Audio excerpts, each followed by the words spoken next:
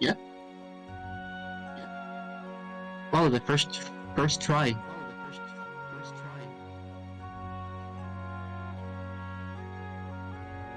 Okay.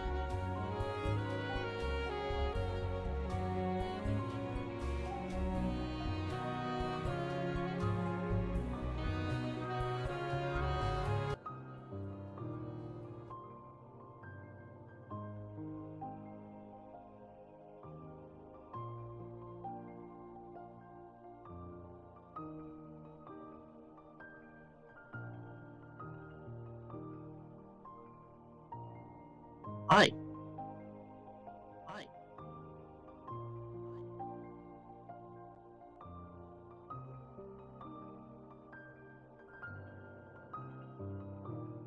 It's good. I'm just I'm just gonna play Xenoblade.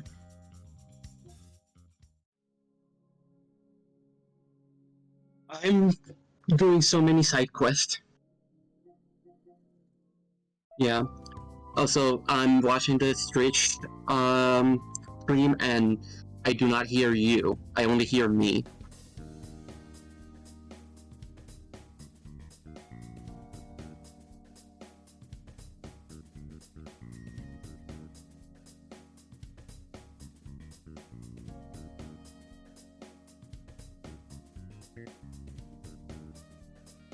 Also, 1 second.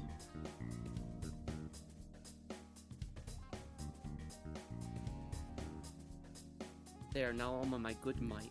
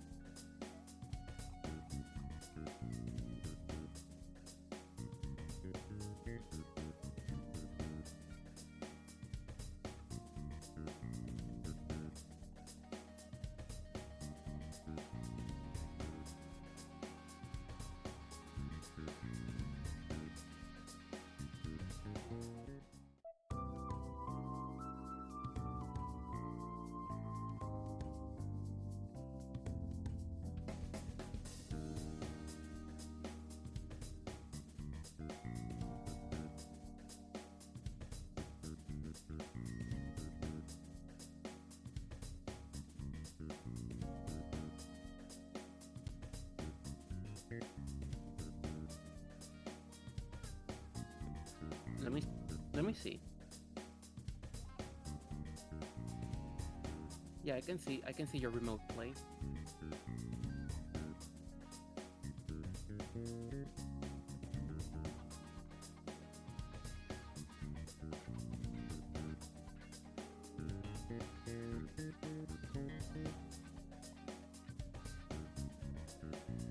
Yeah, it's all good. I can see it and hear it. It should be fine.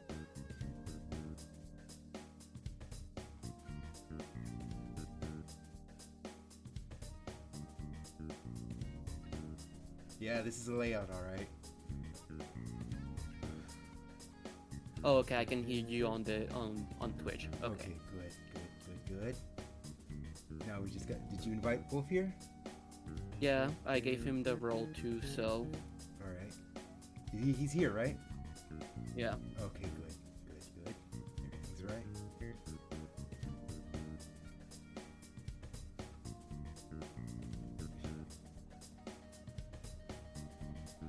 Please, you're making me blush.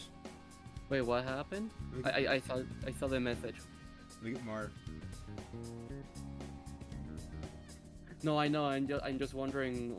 You didn't see Like- my selfie? Is it on Twitter? Yeah, it's on Twitter. Okay, let me see.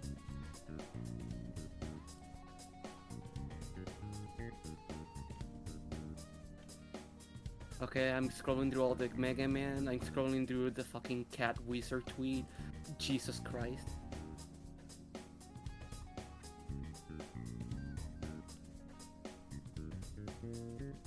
Tenchi Muyo, Mega Man, Tenchi Muyo, Sonic, Mega Man, Lucario. Yeah, I know media exists. Oh, the MediaTek Onyx. No, I know. I'm just. I don't know. I was just being. Being nosy, Quirky, I huh? I was being quirky. Yo, oh, you handsome. Please stop making me blush. No. I will never. You mofos. Ha ha ha. Marvin, we finally found the weakness. I love you mofos so much. Yeah, we love you too. Where is Boop? Where is Boop? There we go. Where's that mofo? Probably getting ready. Yeah, let's give them a bit. Check what I've been playing recently. Yeah, Strikers, cause it's Kino. Also, 2% progress, not enough. No, the reason why is because I think all the Switch playing time just got drained me. Like again, I want New Game Plus. I mean, that's what you get for playing it on Switch. I don't know why I got it on Switch. Yeah, didn't you hear Muso? And you were like, ooh, I'll get it on Switch. Portable, but it's portable though. Ooh, 5 frames. Not really. The last boss is like, here, I'm gonna shoot at a bunch of stuff. Here's my attack. I'll set the frame rate plummeting down. Oh, that's an attack, all right. Ooh, Megidolon. Wow, it did 999 damage. That's like 999 times as many frames.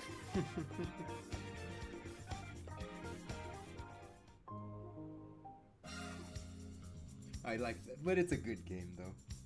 I just It wish is good. I just wish it wasn't my first time with the Switch. That's on you. Yeah, that's on me, obviously. Oh, I forgot to put you. Hold on.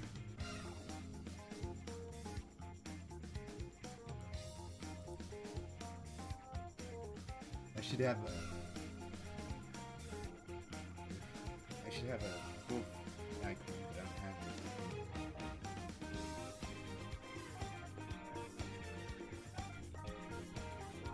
Well, I'll just start right now.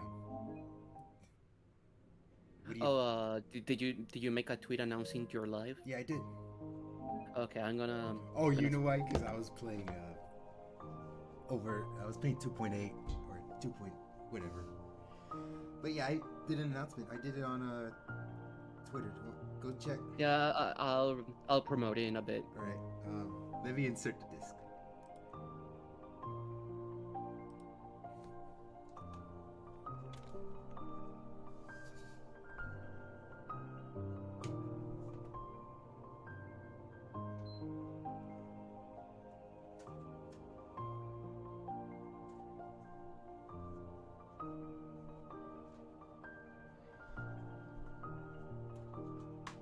Okay, and also let me just dash host at x dragon underscore night.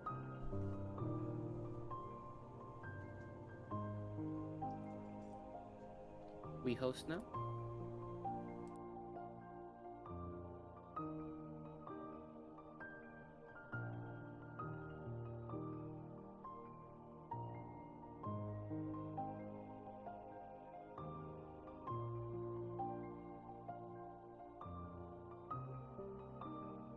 Come back. Let's see. Am I hosting you? Oh, yeah, I am. Okay, good. Okay, thank you. Oh, I did that command and it took like a while for it to appear on my channel overview. yeah, it happens.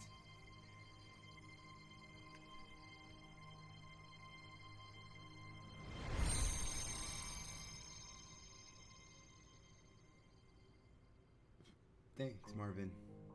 Thank you. Alright, let's get going.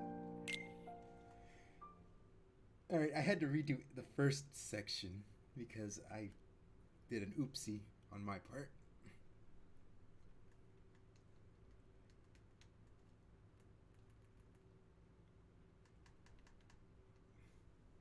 Yeah, get rid of that gamepad because it doesn't work right with these controllers. Alright. For this, I'm doing a magic belt. Yeah, because you're a shad. Yeah, I'm a Chad.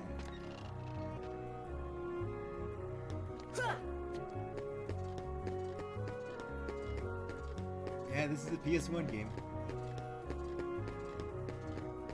Better here than on the Switch. A PS1 game, I mean PS2. Oh, hey, look, there's Jordan. Oh no! I stop stealing my joke. I was going to say, oh no, Jordan! There goes the zoomer.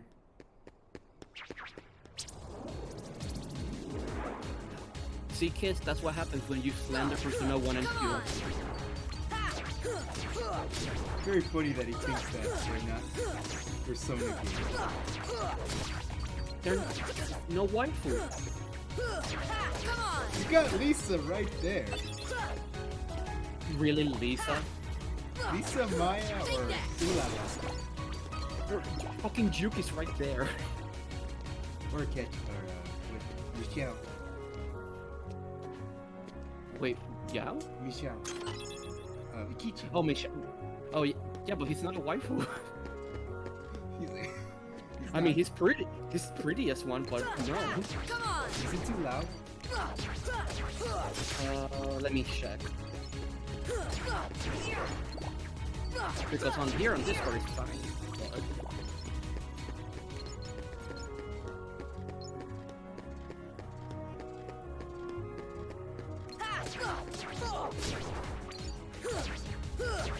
Take that!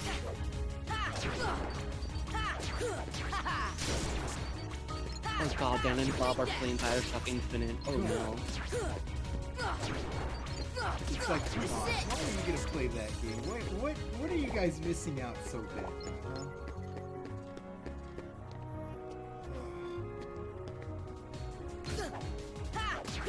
Yeah, emulating the FN games were something, alright?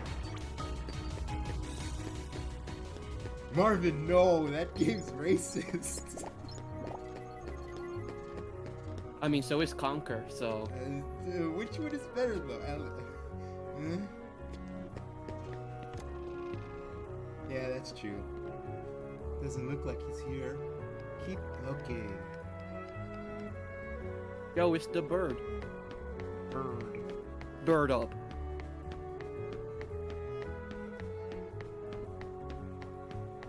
Oh, hey, it's it's past the prologue. Yes, that's because I started it before you guys came here. Didn't want you guys to sit through it. Oh, Lance, I will say, I think you would have to raise, you will have to raise our audio. Come on! How do I do that? How do you have it set up on OBS? I just have. Are you capturing like desktop audio? Yeah, desktop audio. I would say raise that a bit. And also, do you have your own like audio at max? Huh? Yeah. It's not max. I would say raise that too, because you are also kind of. Oh, that's because No. I'm far away. Oh, okay. How about now? No? Now? Oh, Now? wait. Okay, keep going. Now? I think that's good. Yeah, that's good. Okay. Hi, Mudo.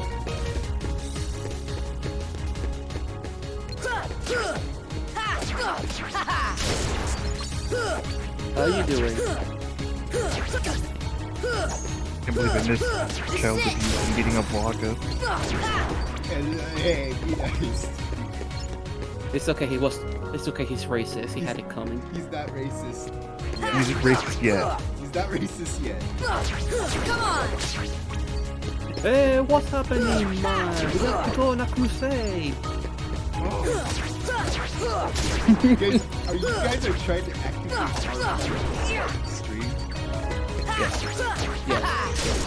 I kind of figured that's why I was invited here. I mean, you do that to us, so I have to protect you guys from the null, so I got invited. I start talking like I don't know anything about Kingdom Hearts. Come on!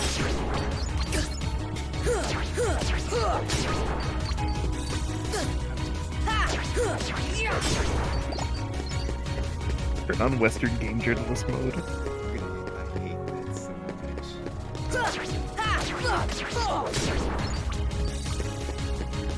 Disney and anime, what is this? That's French? coming later. I'm gonna are figure. you gonna do the skip? Yep, I'm gonna do this. Oh, hell yeah. The skip that doesn't do skip. Hey, you get a free summon out of it. No, you don't. Yeah, you do.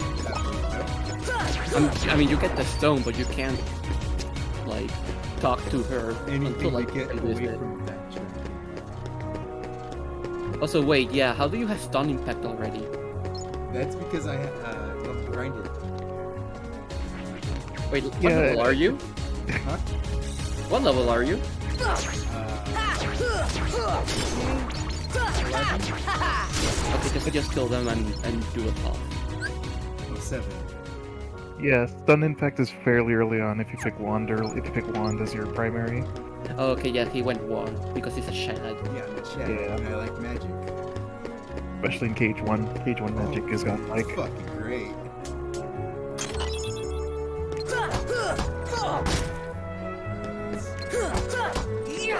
Okay, that Amy in the overlay is kind of clever. Yes, Amy won't stop bothering me with the sun. You know, Sonic beams tend to turn me up the game. It's fine. I think Sword is like the one that gets a combo ender kinda late compared to Shield and Wand. which is weird. I think Sword makes up for it for getting all like the like slap shot, sliding shot, all that shit. Lance, my friend Mudo saying that you're still kind of quiet. Oh, are you serious? I'm not close enough. How about now? There we go. There At we least- go. At least I feel the difference. All right. Yeah, How about now? There's a difference. Yeah. There's a little difference. I think that should do. Sorry, I'm not really on my normal chair because my cat's sleeping on it. That makes sense. I'm not gonna wake him up. He needs to sleep.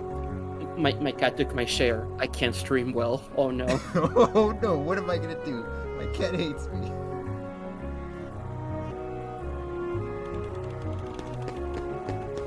Oh, the game volume is a bit high. A little bit tonight. Yeah, you can just do the volume manager in your PC and then just turn down the remote play like itself. Like you don't have to lower everything in your desktop. Take that! This is it! I forgot this was the gauntlet. Yeah, you can just pause it and then do the volume thing.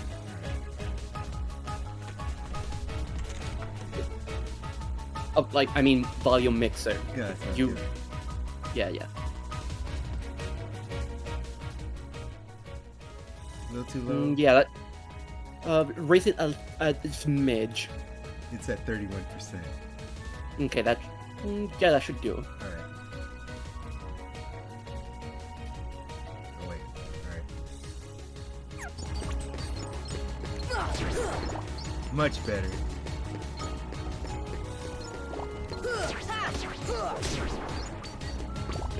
So about that platinum news. There's platinum news? Oh no. Yeah, they Photo, wanna- they're selling themselves. Photo, you didn't see? They really selling themselves? Yeah, they're like we're open for acquisition. No, they're gonna get. They wouldn't let Microsoft No, buy them. they would let anyone else except Microsoft. Microsoft would be a really stupid choice considering what happened the last time they tried to work with them. But I'm sure Scalebound was bad anyway. This is it! Clearly. It seemed alright. This is it! No, I'm being sarcastic. Would maybe consider getting an Xbox for a year and then everything in that E3 decided not to exist anymore. I'm sure their games are real. That E3 is hilarious looking back because they announced like 5 games and none of them ever became a thing. It's okay, they have Ninja Theory. I think the only one that like survived was that one cop game? What's it called? Wait, you have to be specific. Guys, don't worry. Konami will get them. It's like a super powered like cop game where you're like running on buildings and collecting orbs. Fuck, what was that name? Okay, Microsoft Crackdown. Top Crackdown? game. Was it Crackdown? Or, Yeah. okay, Yeah.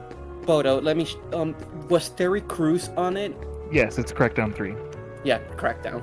I thought that game already came out. No, it came out. I think I'm saying that was like the one game out of like the 5 they announced at E3 that actually came out. And that was the game they were like, oh, with the cloud we can stream assets from the cloud when everyone thought the cloud was a thing. Don't ever.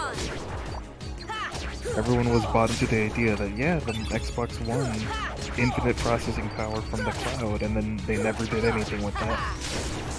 That guy who's And- running Platinum has some Keiji Inafune energy to him.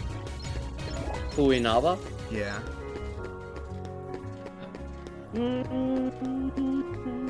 Do you agree with me, Bodo? I can see it. I was like, yeah, I was like, not fully, but...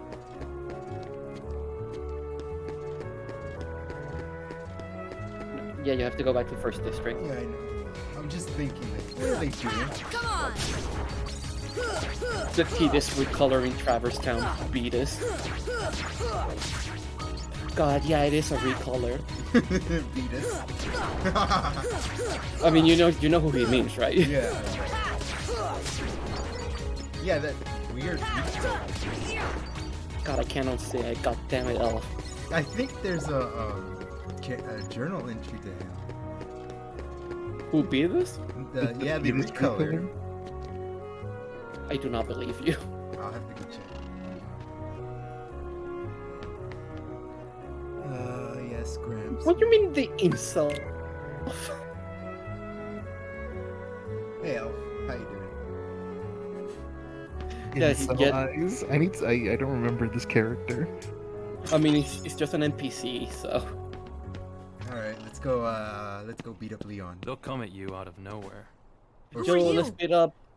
Let's and beat they'll up keep on Agent. coming at you Wait, what's as what's long his as you name? continue to wield the Keyblade. But why? God, back then Why would it when I was choose a kid, I didn't like even you? know who this guy was. I Hey, thought he was just the What's original that supposed to character. mean?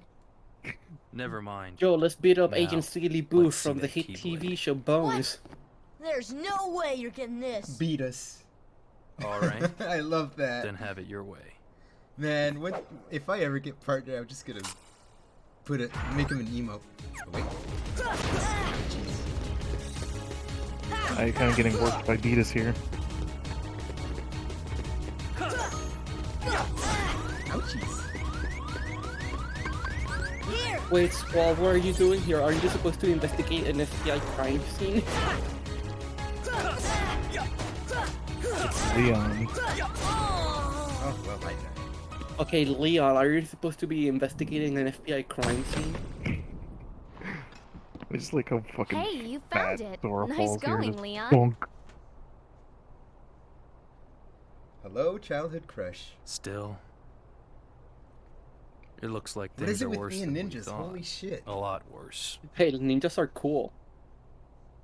Which is baffling that you've never seen Naruto. No, I've seen Naruto. Oh, okay.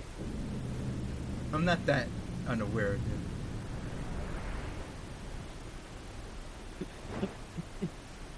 Alright, this is the final mix cutscene where there's no voice acting.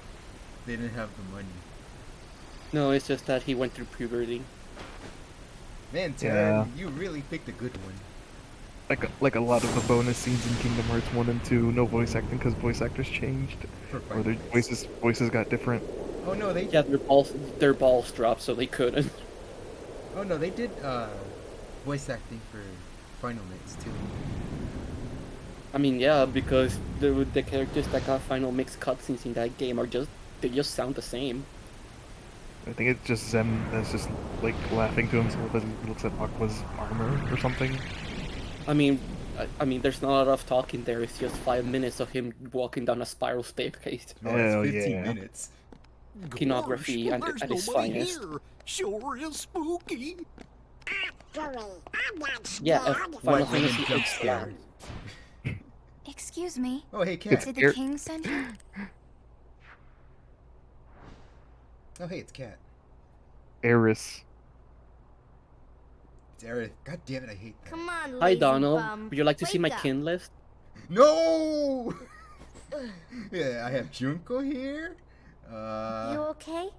Aerith? Aerith. That's you. I Yeah, guess. don't Those worry about it. creatures that attacked you are Jinso after the from Keyblade. Yu-Gi-Oh! But it's your heart they really want. Because you wield the Oh, no, Keyblade. Elf. Toko. The I'm Kingdom so Hearts 2 glad has that the you're worst okay, voice Kyrie. actor for Aerith. Kyrie. She just seems Who are you uninterested. talking about? No, he's I'm just the quoting just the great ninja pancake. you- Oh, okay. Yeah, it's like, I'm Leon. I Hi, think I'm you might have Yuffie. overdone I'm it, Leon. Squall. Get out. And this is a bad voice actor. That's Leon. The Keyblade. Yeah. We had to get it away from you to shake off those creatures. It turns out that's how they were tracking you. It was the only way to conceal your heart from them. But it won't work for long. Still, hard to believe that you, of all people, are the chosen one. It was Riku. It's a but, scream blow. You're a scream blow RPG guy. who wears a onesie. Well, I suppose beggars Hey, can't that be one's this choosers. raw. It's Why a don't good you start one. making sense? God. Who looks What's like going Mickey on here? Mouse. That's the point. I know. Okay. It's just. Oh You god. know there are many other worlds out there that besides was your a white castle woman and jump this scare. town, right? But they're supposed to be a secret. They've been secret because they've never been connected. Until now. When the Heartless came, everything changed. I'm so glad I'm having fun with Heartless? Xenoblade 2. The haters The can ones keep who attacked hating. you. You remember? It's good. It's a good game. Those Yeah, it's a without good hearts. I'm, It is I'm, good. I'm, I'm Darkness excited in for people's 3. hearts. That's what attracts them. I have And to there is stream darkness Xenogears now within because my every friend is heart. like, yeah, no, Hey, yeah, you have should. you heard of someone named It's Ansem? pretty much gonna be on. And Sam? He was studying the Heartless. And He see, recorded all of his Ansem findings in a is, very uh, detailed Ansem. report. Where's that mofo? Wars? Can we see it? Its Give pages them are a bit, scattered like- everywhere. Too many Actually, worlds. let me message them. Then maybe the king went to find them. Yes, those were my thoughts exactly. We've got to find him quick.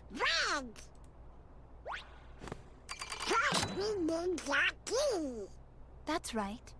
The Keyblade. So, this is the key. Exactly. The Heartless have great fear of the Keyblade. The That's why they'll Keyblade. keep coming after you, E- no matter what. I thought you said EA Well, Sports. I didn't ask for this. What? The Keyblade chooses its master. and it Keyblade chose Sports. You. It's in the game. So, in the tough luck. game. How did all this happen? I remember being in my room. Wait a minute. What happened to my home? My island? Riku! Kairi! You know what? They're dead. I really don't know.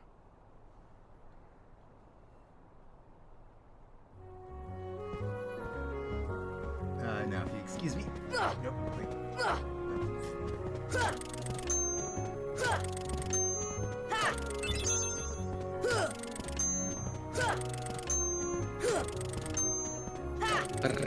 Ouchies. Ouchie out. There we go. There it is. No, that one was always there. Just that one. I guess I gotta keep hitting it.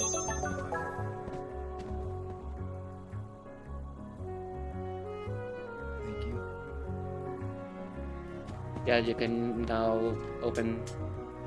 Some that didn't know this, but okay.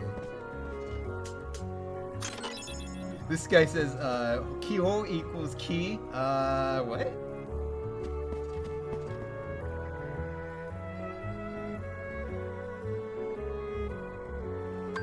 Not yet. Let me save.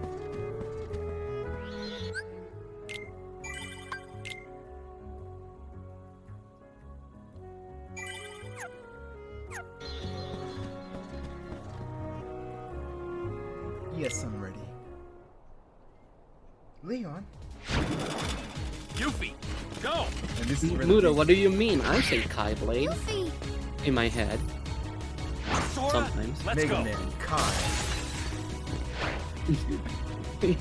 No, really, Mega there, Man. there's a Mega Man that's actually a Kai version. Yo, that's raw. What, show him photo? When are you gonna make Mega Man Kai 9?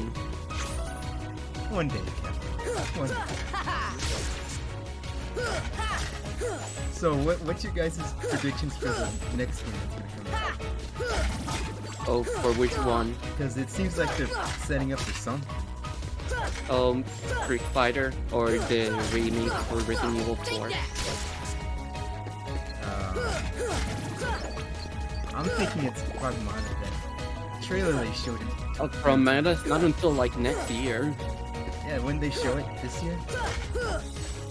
Yeah, but they're not gonna. But if it's next year, I don't think they're gonna show it now. Yeah, they would have showed it. Yeah, they're gonna show something that's gonna come out this year. Dragon's Dogma 2. Wait, is that this year or? I thought it was next. Yeah, because it's in the Nevada. Yeah, no. Yeah, I know it's on the league. A friend of mine mentioned it. I just don't know the date, so I thought it was next year. Yeah, no. When are they gonna show that new Power Stone? Never. No, actually, it's gonna come. in the Capcom game. This is it. They just said that to get your hopes up. You have to move on. The accident was not your fault. And that one on the Sega Dreamcast was great. The Sega Dreamcast was great, yes. Capcom really loved that Dreamcast. I mean, yeah, they ported CVS, like, Capcom vs. SNK on it. Actually, And SNK also loved it because 11 is on there. yeah, and they loved the Saturn so much they ported Mega Man 8 there too. Come on. And it had a good content, extra content.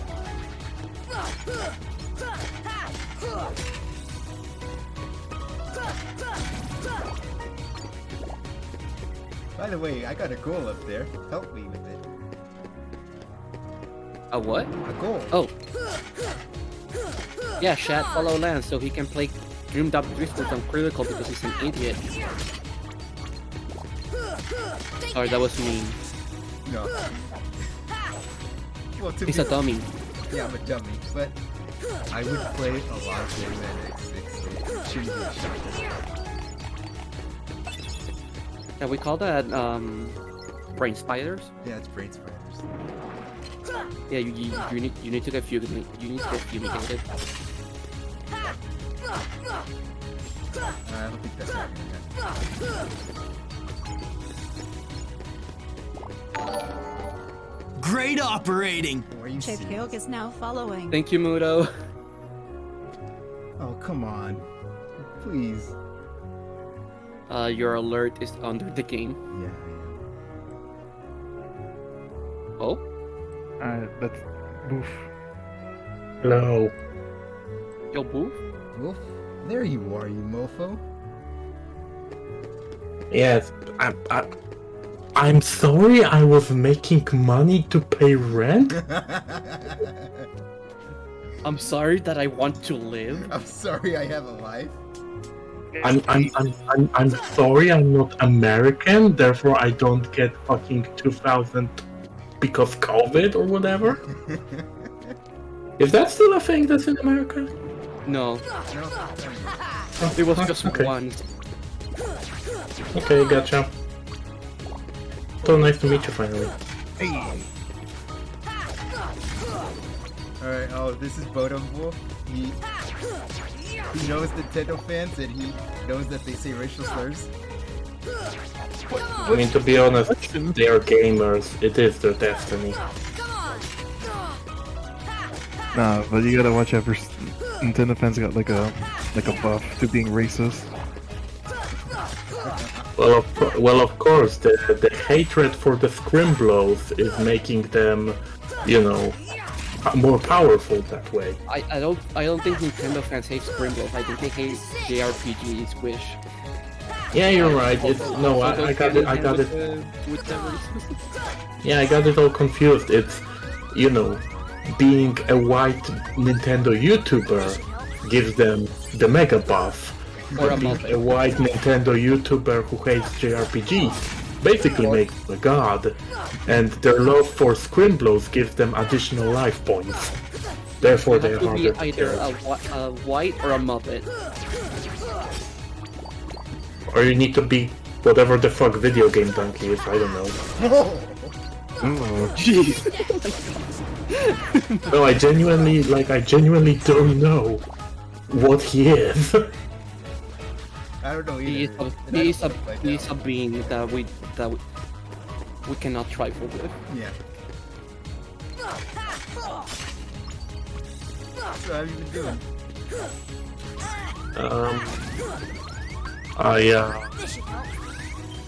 I don't think I am actually subscribed to you on Twitch. What the fuck? Let me fix that. Yeah, give him a follow so we can get him closer to the goal of playing Dreamed Up Drifters on Critical. Great operating! Based, whatever makes Lance.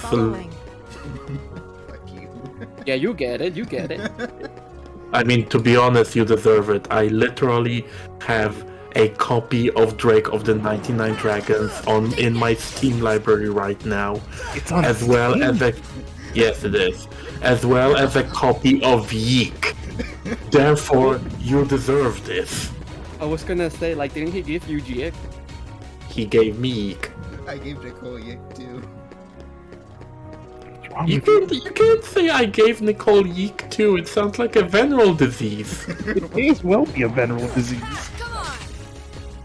What? No, DC Douglas is on there. He's cool, right? Ignore the news. Ignore the news. Please. Oh, don't remind me of that. Wait, what did DC Douglas do? Oh, you don't know? Okay. He's No. broken NDA like multiple times, and also he's kind of allegedly kind of a sex pest. Okay, that one I didn't know about. That he broke NDA, I'm like, yes, he's a Capcom voice actor. To be fair, Dan does it by accident because he's kind of an idiot. Like, but DC Douglas like does it willingly. I mean, well, to be honest, you know, Dan does it, and Ruben does it, and Johnny does it, and I'm sorry, whoever voiced V also probably did it. I mean, yeah, they're part of Devil May Cry. Devil May Are Cry these the heartless guys? voice actors do that on the regular. I'll go to a Power Ranger. Devil May Cry, more like no NDA. Got it. NDA, Oh. what's that? All of them were Power Rangers characters at one point, the voice actors, so they just go to the conventions and just accidentally leak a whole bunch of shit.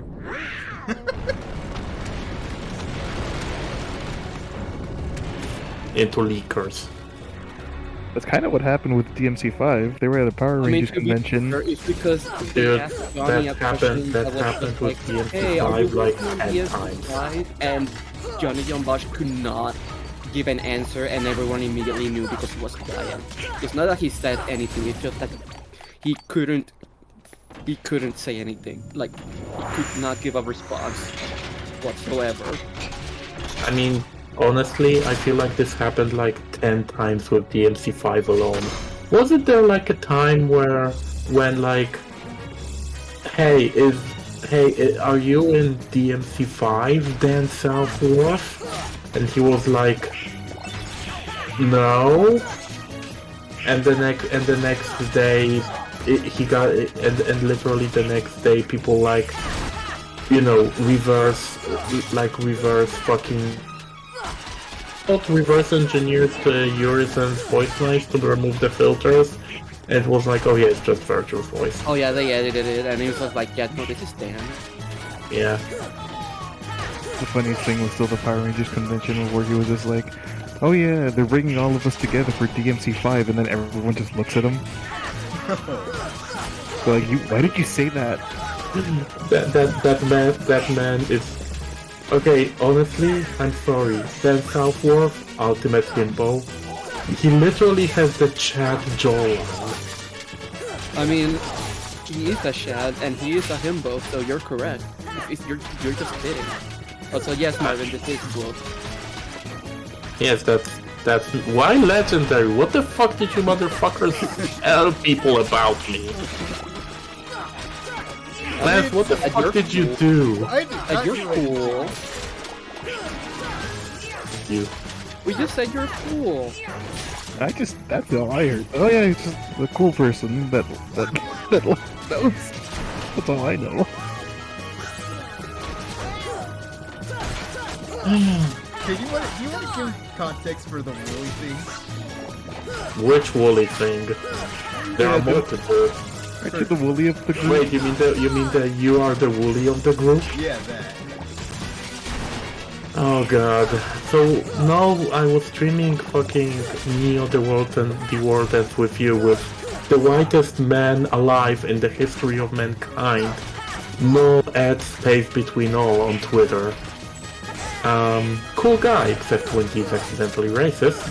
But Yes, it happens. Oh wow.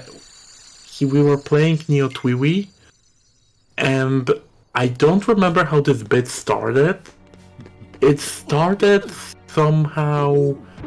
It was some fucking variation of I am the path of this group, and therefore, since there are technically 4 of us streaming now, well, 5, but it's more like I'm streaming with Zal every time Warhammer is involved because they love Warhammer and I love Warhammer, and we're like the only people around who love Warhammer, so, you know, makes sense.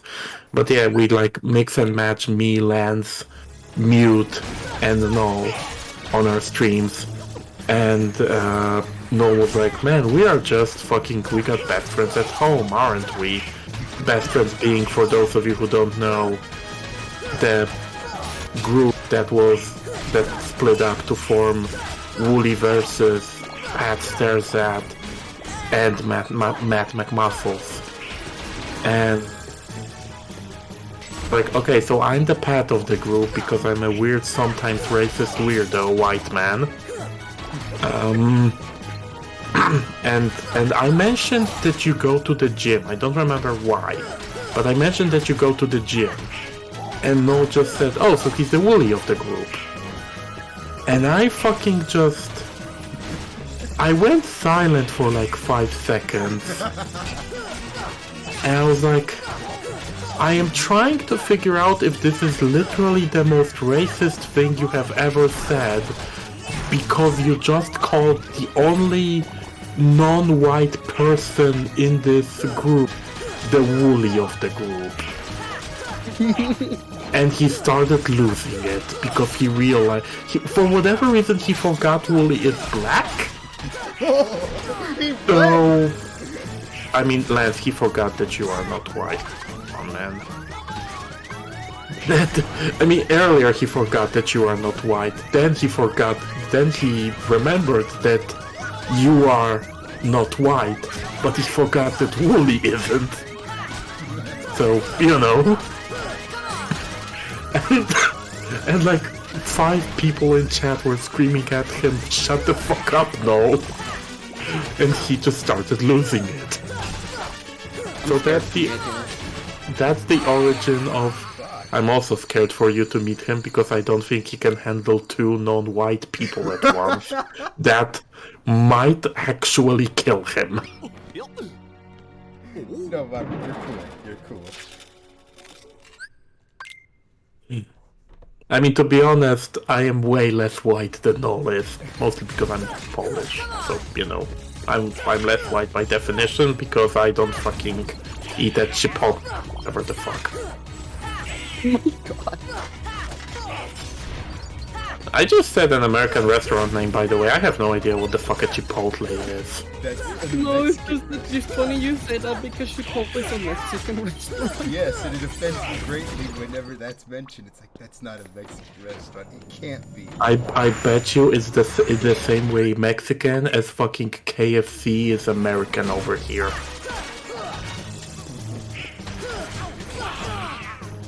I thought you were gonna say it's the same way as Mexican as Taco Bell is, and I'm like, so yeah, not very. All I know about Taco Bell... Okay, I feel like I need to give the context here because most people don't fucking know this. Here is the list of of international chain restaurants that you can get in Poland. Let me fucking bring it down for you.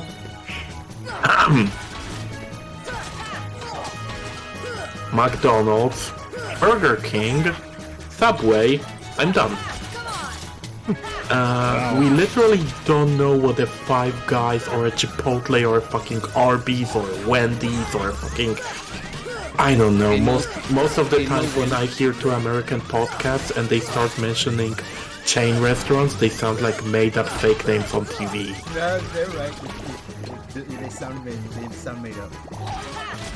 Okay, you saying no Wendy's is like, I would die. I mean, you know, we got Northfish to be fair, and Northfish is fucking based as fuck. That sounds tasty. It's a Polish chain based on Scandinavian fish food. They literally have the best fast food I have ever eaten in this godforsaken country.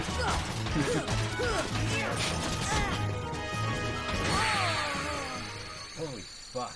I need to grind. Okay, Elf, you cannot just blur it like that. I mean, to be honest, Poland is sad. I mean, yeah, but like, come on. I mean, you know, my government actively wants to kill me for multiple reasons. Yeah. That sounds alright. So how's You know. I mean, it's cool. I've talked to my boss about a couple of improvements to the workplace. Is one of them firing that dumb coworker? I mean, listen. He's gonna hire another one, so I won't be forced to fucking deal with him every single goddamn day of my life.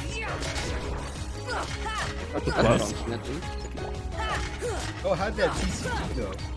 The one you told me about on the other stream. What TCG? The one that sounded dire. God, I genuinely can't remember what. Dude, we sell like 5 of those. Which one was it? The one that you said that sounded like a scam. Oh, okay. You mean the Digimon tournament? Wait, why is the Digimon tournament? Wait, what? Okay. Oh God, I need to bring. I'm sorry. I'm gonna give you like maybe somewhat of a TLDR version. Because I swear to God, I am explaining this goddamn story for like the 4th time to a different friends group I have. No, that's fine. Like Fair TLDR is. We tried to run Polish Digimon card game nationals.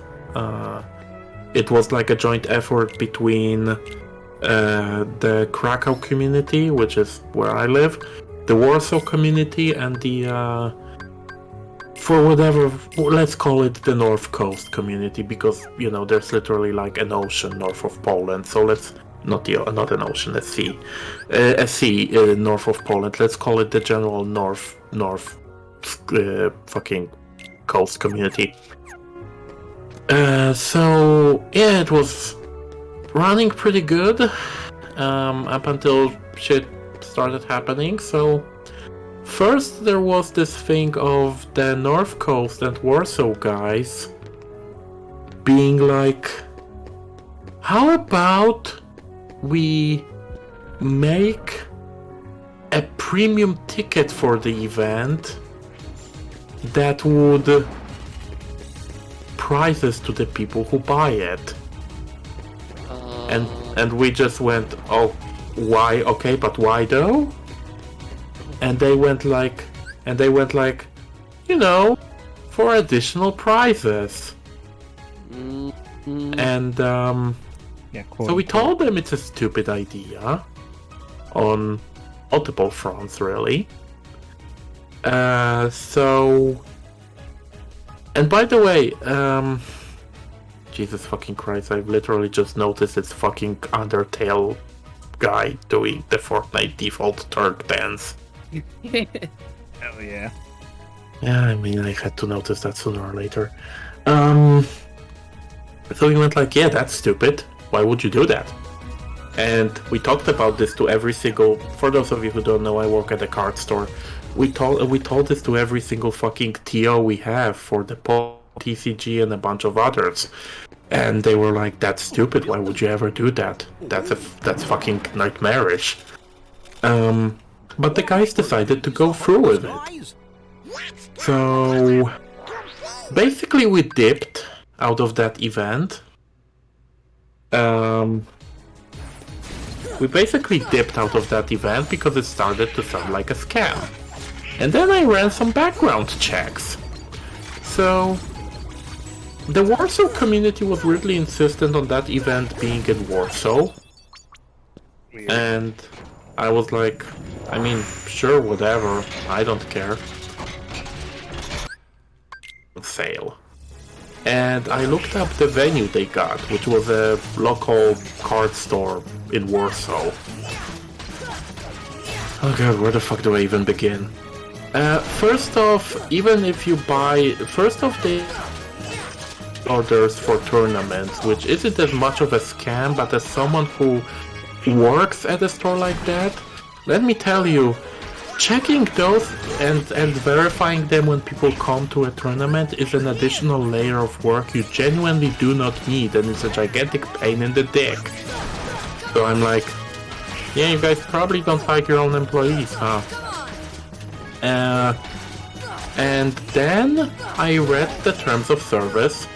So basically, putting a pre-order on an event at that store doesn't guarantee entry. If they sell more tickets than they have spots, you won't be allowed to play if you are, you know, number 33 out of 32 spots they had. They also won't give you your money back. They will give you a coupon to use at their store.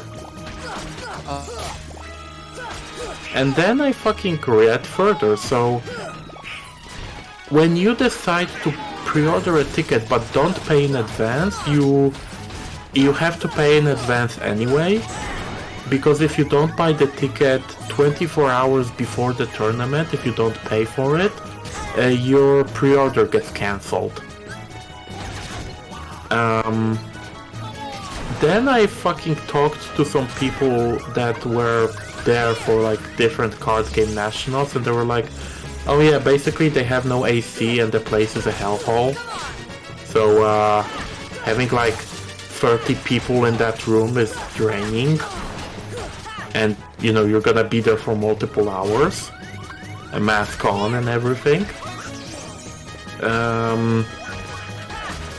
So then I've checked their fucking, you know, like, how they look. Turns out they break Bandai's terms of service. Basically, Bandai, as the publisher of the Digimon card game, gives you a fucking detailed instruction as to how do you distribute tournament prizes.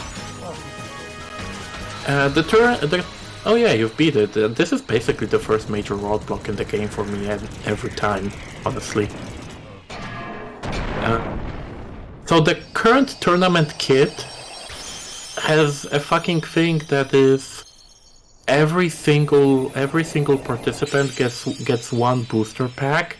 In that booster pack, you get 4 cards. One of the original Tamers from the first season of the anime, plus 3 forms of their Digimon.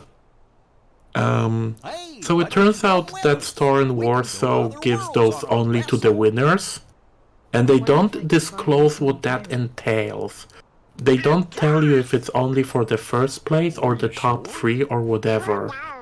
So they are breaking Bandai's terms of service in that by withholding prizes from the people who go there, and they also overcharge on boosters. Especially if you because again, I know how much those are in the distribution, and let me tell you, we have a little bit of a markup from the distribution, because of course we do, because you know that's how businesses work.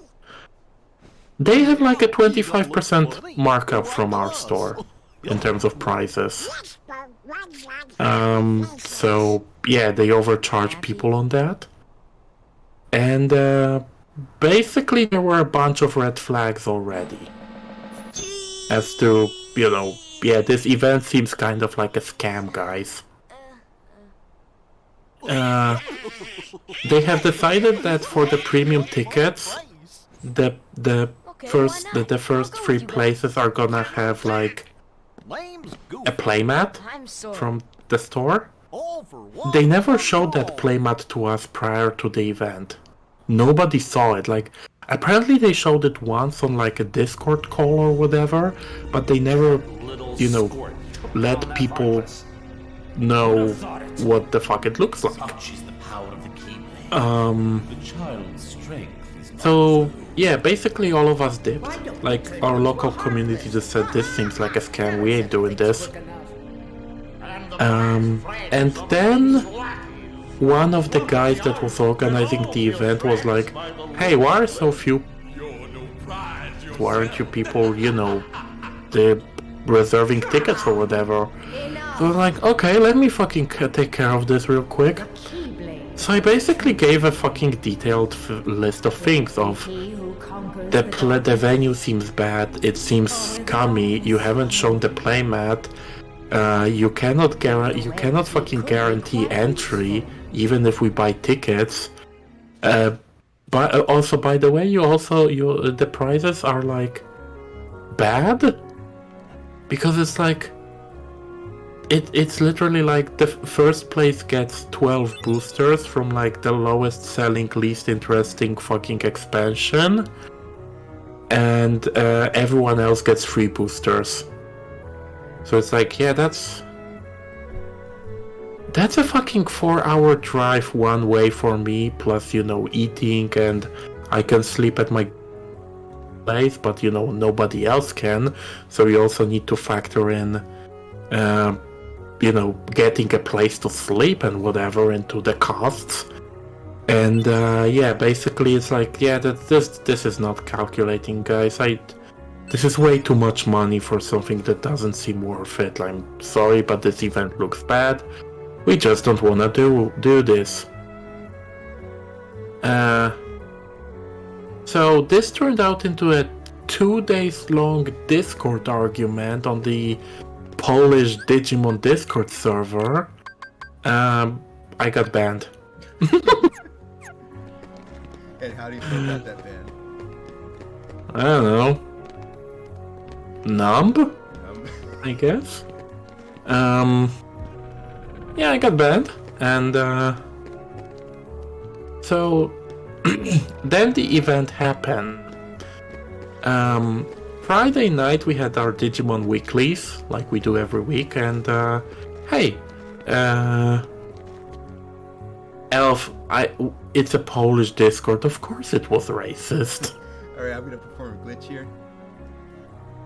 And, yep, there we go. Oh, wow, you just like slipped through.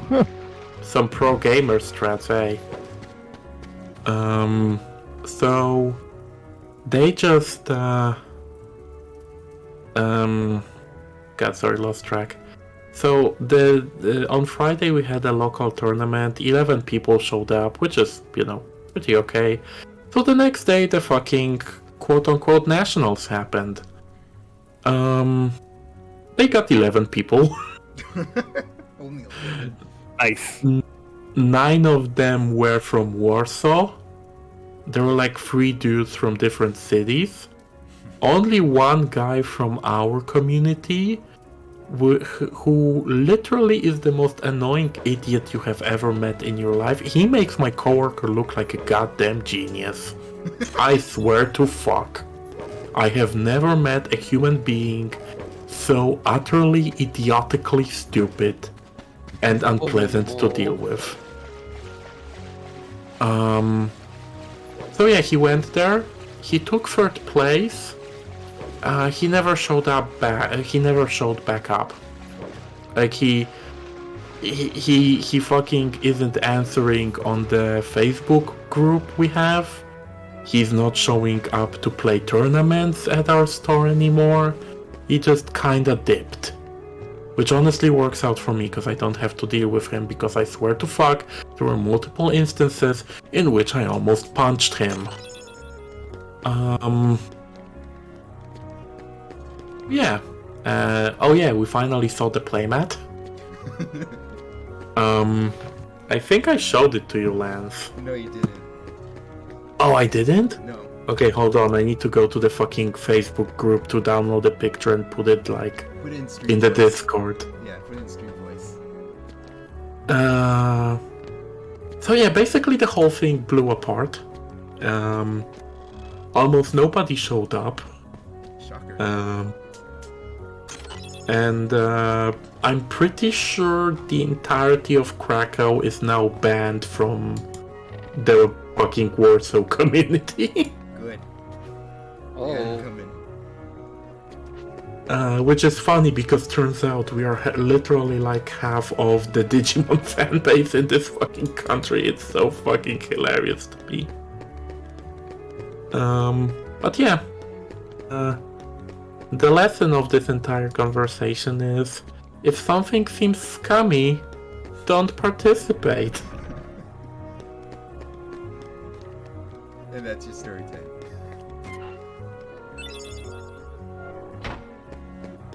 It's Charlotte, what the fuck? Don't take weird deals from scummy people. Where the fuck is this picture of this playmat? Did KOF came out yesterday? No, I it came out think- today. Oh, okay. Oh, it's out today? Jesus, I need to pick my Well, copy for up. early access. Yeah, it's early access for people who pre-ordered. So Friday on physical, gotcha. Remember, if you see a Mexican flag on a username, you better run. Mexicans in KOF are scary, dude. Yeah, no, like, if the name seems remotely Spanish, disconnect. So I posted the playmat. Okay, I wanna see the playmat. I want to see it too. It's pretty cool. Oh, look at the baby. Yo! There, I'm gonna show it. I'm gonna put it in the... I mean, I genuinely feel like, God, I'm sorry, I forget their names. It's not Medusamon. What's her name? Like, I feel like the Digimon on the left and right are fine. I have a bunch of questions regarding Gammamon's face. Don't worry about it. They seem fine. I genuinely feel like something went wrong there. I'm sure... Hatsune says they can barely hear you. Well, no, I wasn't standing close to Mike, that's why. Yeah, I know. Sometimes you gotta then video games it. Yep. Yeah, it looks okay. Not bad. I've seen worse.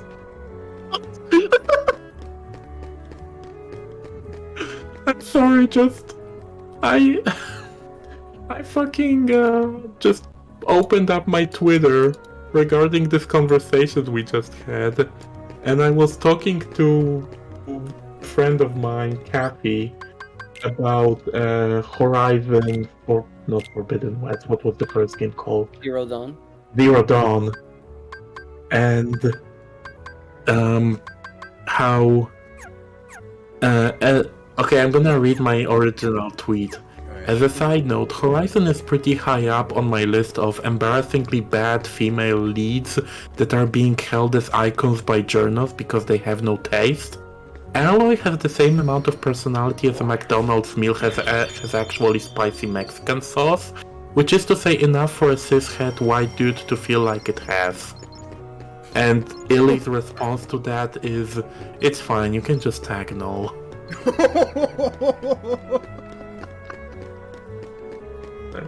God damn. He's not even part of this conversation. Why did you shoot the man with a shotgun? Yeah, no, he deserves it. He deserves it. Yeah, I'm not gonna say he doesn't, but like, Jesus Christ, woman. You cannot just assault him like that. Yeah, I know. Yeah, I know. About this. Nope, I didn't mean to. Sorry, I'm getting Union Cross flashbacks with this version of the overworld. Yo, when the union is crossed. When the union is crossed, you work at Blizzard. Oh my god. I'm sorry, sometimes I'm vicious. Yeah, that's for Ravensoft for trying to unionize. I mean, I think they succeeded actually. Yeah, I think they did. They did, but Activision's trying their best, not trying their best to ununionize. Of course they are. Wow, Hey, Microsoft kids. sure bought a winner, huh? Hey kids, here's a lesson for you. If unions didn't work, companies would not be scared shitless of them.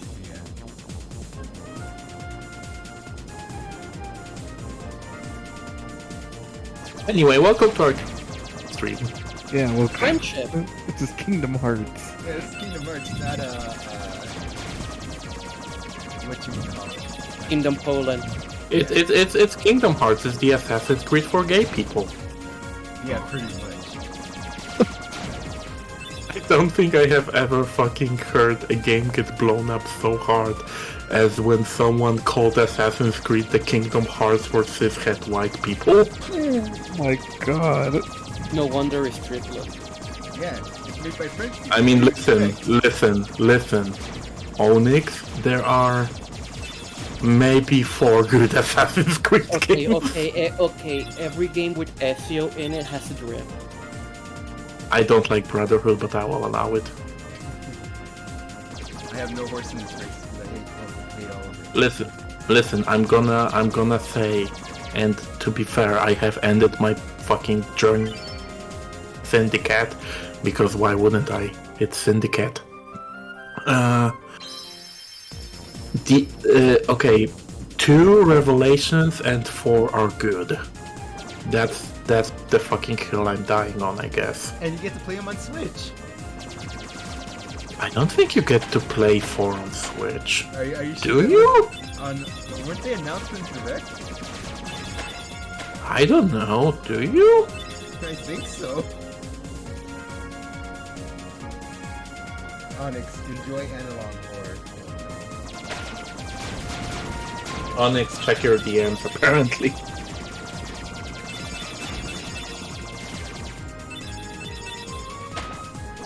Hey, Ellie. Hey, Yuri, how you doing? You doing fine? Are you guys doing anything for Valentine's Day, or you don't celebrate it over there? For now, I was forced to only wish her happy Valentine's because I am seeing her for an entire week next week. Yo, let's go. I may or may not have gotten something for her. What is it? Do you think I will tell you? I mean, I can tell you, but I don't want her to know. Oh, okay.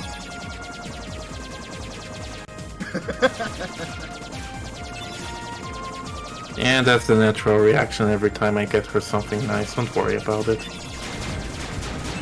I'm sure she loves you. Yeah, she does. She's just, you know... Are you okay, Onyx? I think Onyx is dead from the existential dread of that DM.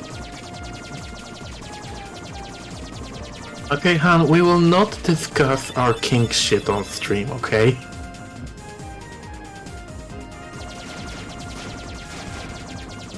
I mean, I know I threaten Lance with dick like every 2 days, but you know. You threatened me a lot with that.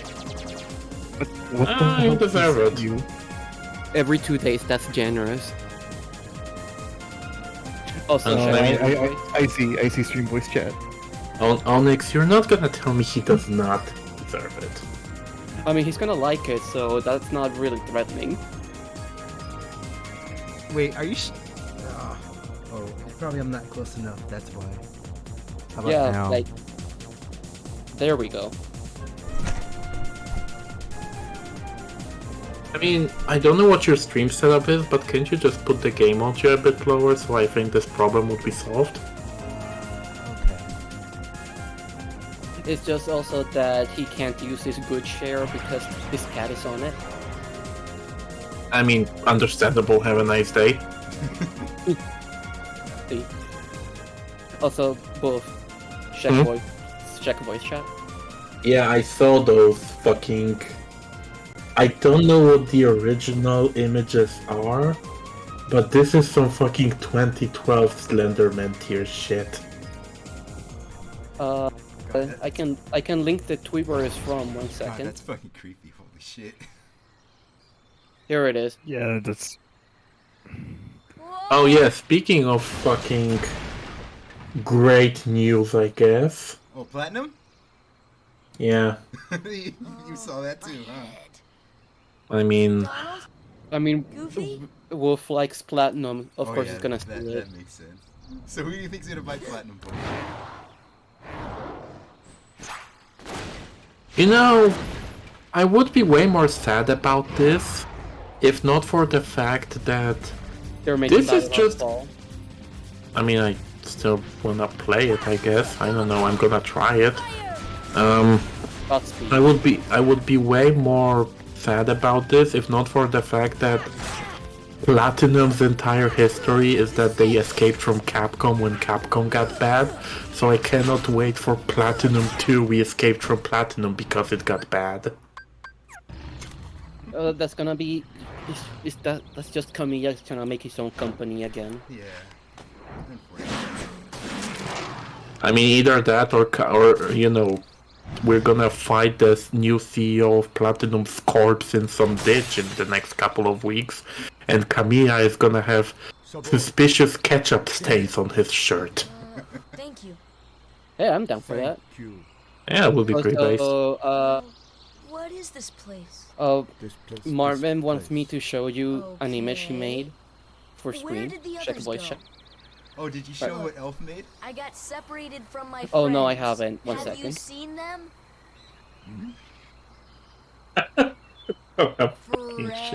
Friends. It's good, right? Friends. Right, my friends. There's two of them. The loud one is Don. Tag yourself. like- Tag yourself. I'm Broly Neku. You know what? Never mind. I'm looking for my friends. I was Why are you fucking rolling trying to. I was trying to put a fucking finger on where that face is from, and my fucking head, my fucking brain went. Is that the fucking Joey Weezer face? Oh no Right. no no! Fucking whatever. Sans beat it is. Really? I will take this L. What? Fucking No, beat it's more like Undertale. W. Friends. Here. Not sure I know that- understand, but show me. I know that glasses. Yeah, I put my glasses on. Nothing will be wrong. I fucking. And Every time I see the glasses, the type of glasses they put on fucking oh god, I'm sorry, I forgot her name. I'm stupid. Nami, yeah. Nagi, sorry, Nagi. The only thing I can think about is that one fucking blade from Xenoblade 2 that the prince guy had with him. Oh, him. Oh, I know who you're talking I'm, about. But I'm excited to meet her, whoever it is. I forgot her name though. Oh yeah, you are playing Xenoblade 2, huh? How do you like apparently the worst game ever made, I guess? It's fine. What's going on here? Rex is needs to change. It's a good his game. outfit, Rex could have a better design, but that game is a fucking 9 out of 10. The only reason it's a 9 is because the story gets kinda bad, but you know. though. Yeah. Like I like Rex. Like I don't like his pants and his voice direction at times gets. You really publish it with that line read? Okay. But he's a Dude. good boy. He's a good boy. Yeah, he's Dude. Okay, do you have that game physical or digital? digital. Yeah, And you own it? technically. What? He has a legal Switch, right, Onyx? Yeah. Oh, of course. Yes. I But, assume like, you I have would- I would only acquired it in digital. very lawful ways. Yes. Correct. Just I would own it like double legal, but I have no money and I spent my money on KOF. I mean, understandable. Absolutely understandable. Like I really want to buy that game. It never goes on sale. And that I mean, infuriates yeah. It's a Yes. Nintendo game. It's not. It's a US. Nintendo game. It's not gonna- I know, but You go Slay King. Yeah, so my favorite thing about the Xenoblade Chronicles 2 dub is how in the beginning there was this one fucking enemy type, the soldier dude, that was constantly screaming, "Don't forget me, think you can take me," on a loop. It was hilarious. I loved it, every second of it. So then they patched it. Guess what they did? made it even more. No, I need like one of you each to take a guess. How did they change the line? Don't forget me, think me. I've I've played Xenoblade 2 for like 200 hours, so I can't answer this question. Okay, so Lance and Onyx go. They just made things you can take me the more prevalent quote. Fair, Lance? They changed the line. How? What they did? Make it less offensive? I mean, it's not offensive. It's just It's not innuendo. offensive. It's just But very like, yeah. repetitive. Okay, so here's what they did. They cut me from Don't Forget Me. So now the dude just screams Don't Forget, and you can hear that it's the exact same line, just the word me got cut out of it. It's the same exact MP3 file. That's not why. Why? I have no idea. I mean, it's so stupid. Like, the line was stupid to begin with, and their solution to the problem that did not exist was to make it stupider. Sure, why not? I mean, also the game was dubbed in Britain, so I guess that's why. British. Tarzan. I mean, it's the and who's like this? apparently they don't hi have there. the same voice director I'm- as one, You speak English. so that's a big part of it. Obviously, you're not related to Tarzan. Like they swap you voice here to study directors the between gorillas? 1 and 2. Highly doubtful. Like I'm sure everyone in that game is Oh, talented. Goofy, It's just Donald. as always. Oh, as no, always apparently. in a matter of games like this, it's always A the voice circus of direction. clowns. I mean, honestly, the fucking problem most of the time, because as far as I remember, Xenoblade is the same studio that does Dark Souls, I think, so No. The more the merrier. it's, Do yeah, let it's, yourselves at home. it's just funny to me that, like, the mainline Xenoblade games, like 1 and 2, just get whatever British theater actors they can find. Like, the dude who voices Dunban was so surprised when "Look, it's Dunban over there" became a meme, like 10 years after he voiced that character, because he was like, I think his official fucking answer on Twitter or whatever, I mean official, he's just from his account was like, oh yeah, I never voiced a character in a video game after Dunban, and I don't know what this is all about, but it's neat that people like him, I'm very happy about it. That's nice. Yoinky sploinky. And it's a shame he never voice acted again. He did a really good job. Because all of the Xenoblade 1 voice they just found, because like the voice actor of Melia, like right after Xenoblade was on like Doctor Who or something. Yeah, so that's for what about Xenoblade Raid? 1 and 2, like, for Xenoblade X, for whatever reason, for X and X alone, they got a bunch of fucking anime voice actors? Like fucking Patrick Zeiss is in that game, and Oh yeah, because the X was dubbed in America. yeah, and I mean it's so funny to me that apparently X is relegated to being voiced by anime, why the rest of Xenoblade is just the UK. Well, the rest are just theater actors or just actors. Yeah, it's weird that how Xenoblade X is the only one that has the, hey, this was dubbed by popular anime voice actors in the mid 2000s. Yeah, but it has black tar, so it's good. It does have black tar. It does have uncontrollable, so who can say if it's good or bad, really? It's good. I say so. Too bad it's stuck on the Wii U. Honestly, with all my problems with Xenoblade X, I am more than willing to give it another shot when it comes to the Switch. Yeah, got when it's my- on a good console. When I got my new desktop like 2 years ago, I decided to emulate some Wii games I missed. And after playing Xenoblade X, yeah, I could stay on the Wii U. That's fine. It's... Fuck. Xenoblade X has many problems, one of them being... You guys really wanna make an MMO, so just make one, not this weird in-between half step. It's such a, it's got empty MMO energy when you're playing like this free MMO with like 50 other people. Also, it's 9. It's really funny. It's like you've made this all big for no reason. Were you just trying to like flex for some reason? I mean, mean, yeah, my it's new hardware, so of course. Like my biggest problem with this stupid game is that like it fucking literally it does the MMO thing of you have finished the mainline quest, you are level 10, the next quest unlocks when you're level 20, go dick around, I guess.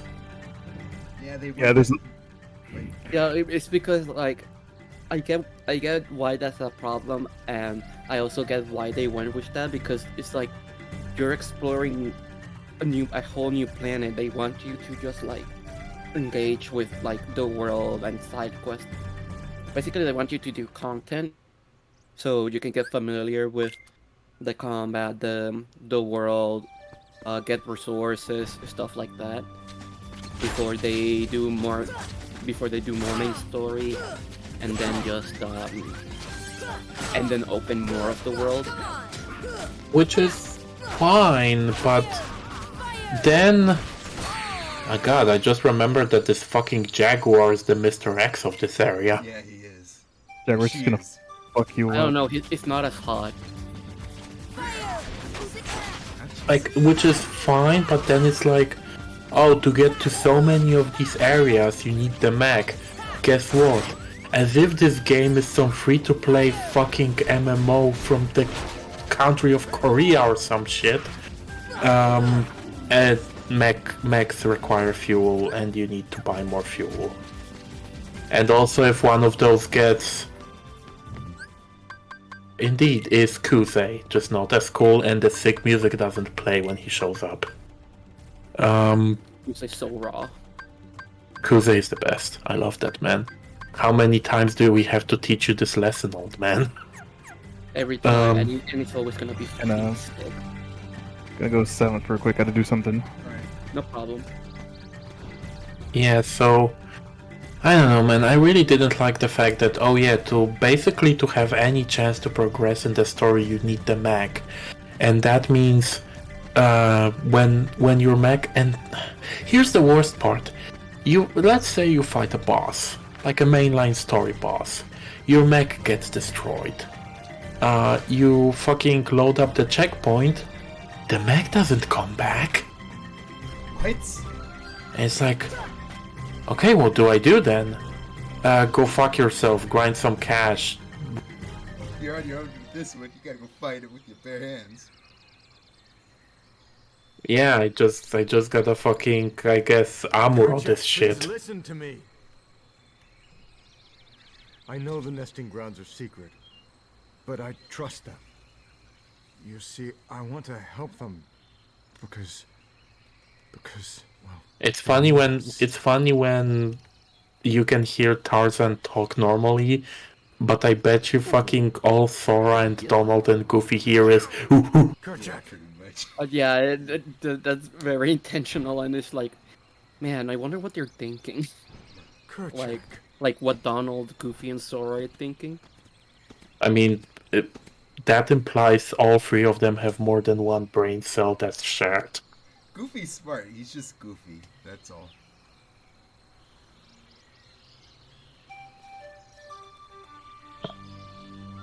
Yeah, he's so normal. Man. This deck cannot be used in duels because it contains cards you do not own. Sicko. Trying to build a Red Eyes Black Dragon deck in Master Duel. Why don't you try building a train deck? I swear to God, Mike, we hate anime, poisoned me. I thought you were gonna say, why don't you try building some bitches? That man loves that fucking line. Yeah, that's his catchphrase. It's funny. I mean, Goofy is kind of a himbo. I mean, not in this game. He took a brick to the head and lived. Actually, he took a large boulder the size of a small boulder. have you guys played Village Resident Evil? Yeah. Onyx streamed it. Yeah, I tried at the ending. I cannot be the only person who lost it when Heisenberg went, "That boulder punching asshole." No, it was really good. Like, they fucking just did lost that. it. That's fucking incredible. He just says it as a line, which means that it is a well-known fact that Chris Redfield punched a boulder in universe. Fucking Sheva was just talking about how sick it was to everyone. I mean, like, listen, after that whole deal, Sheva is free to gloat about it. I'm like, yeah, I hung out with Chris boulder punching Redfield. Fucking sick.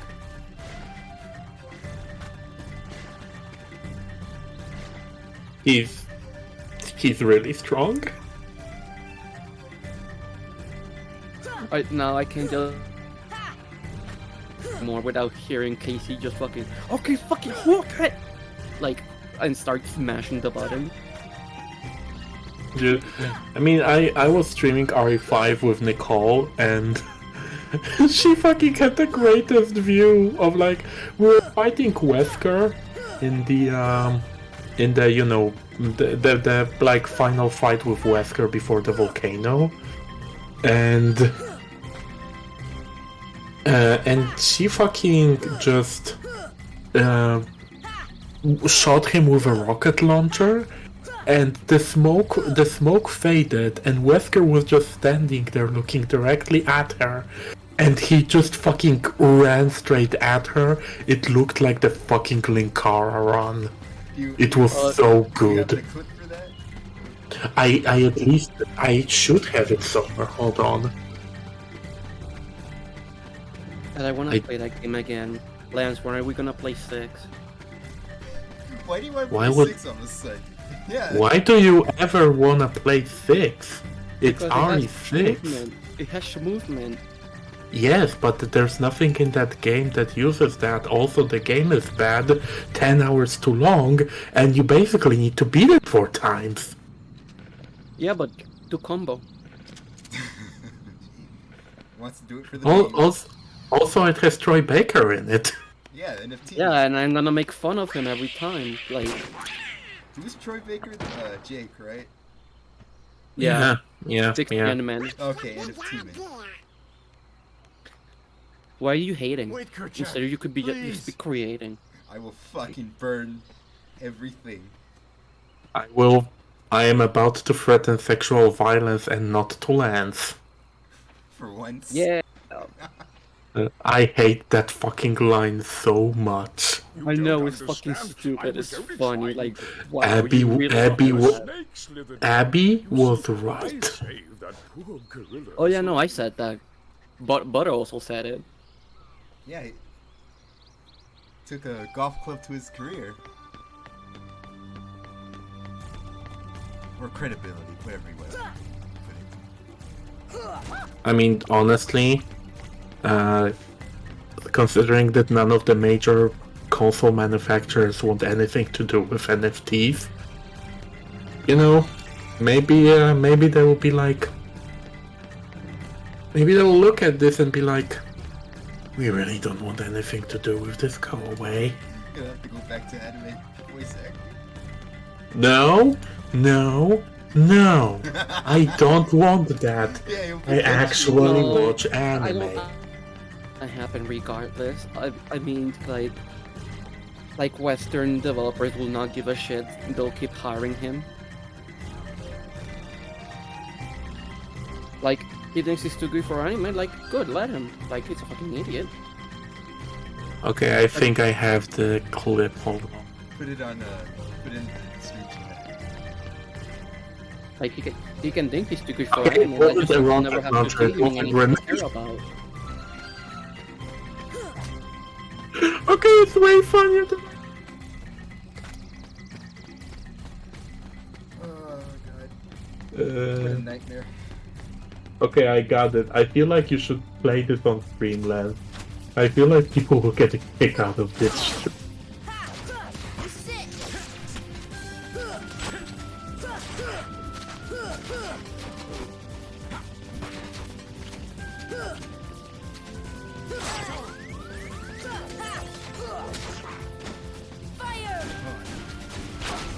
It's fine, you fucking deal with Mr. X over here.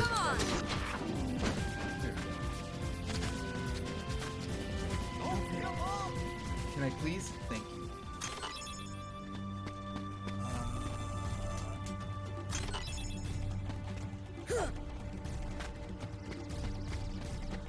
Yes, we made so many fucking clips from this goddamn series of streams. Holy shit.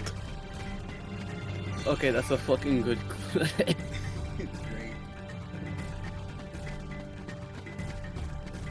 Oh yeah, I forgot, like halfway through the stream, I fucking started showing her wrestling clips, including the fucking Scott Steiner math promo.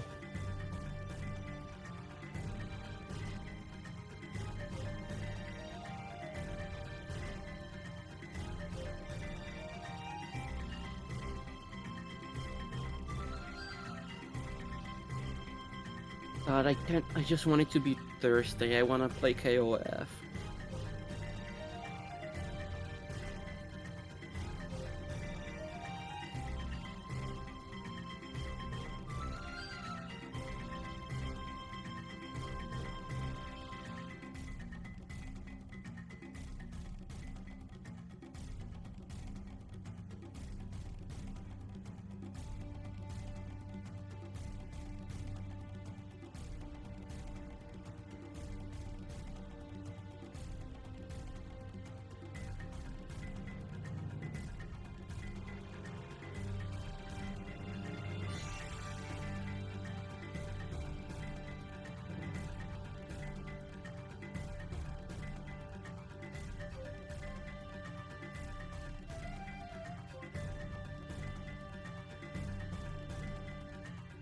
God, there are so many of these clips, holy shit.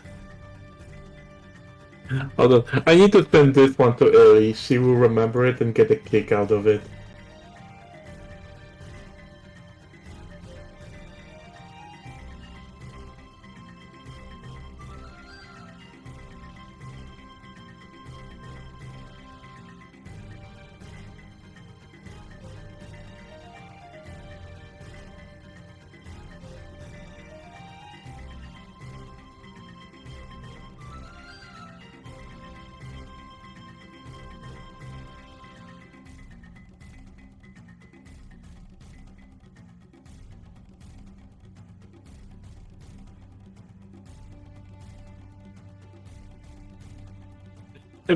This reminds me, have you guys ever seen the fucking... Because Phil made those fucking series of tweets in which he put like different fucking images of Suzukichi Neo Twiwi and just the Scott Steiner math promo over it. And then... I think I remember that.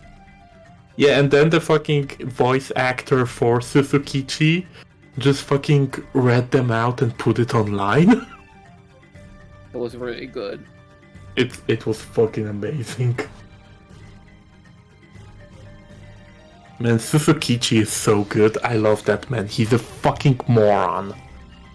He's a himbo.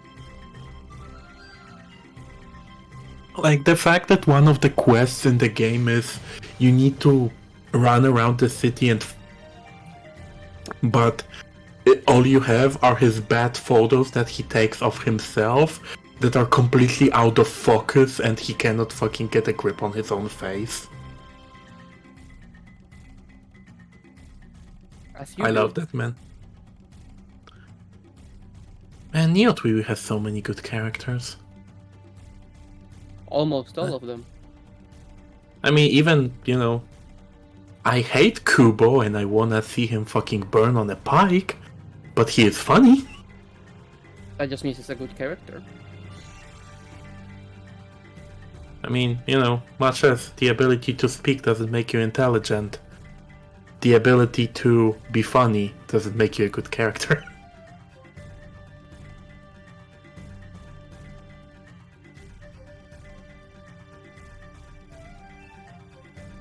Oh yeah, fucking forgot I need Warframe before it goes away. Gotcha.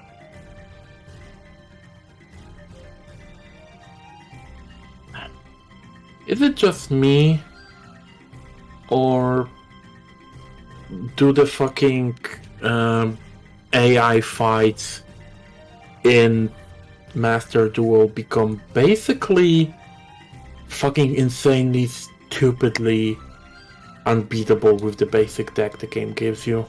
Oh no, that happens a lot.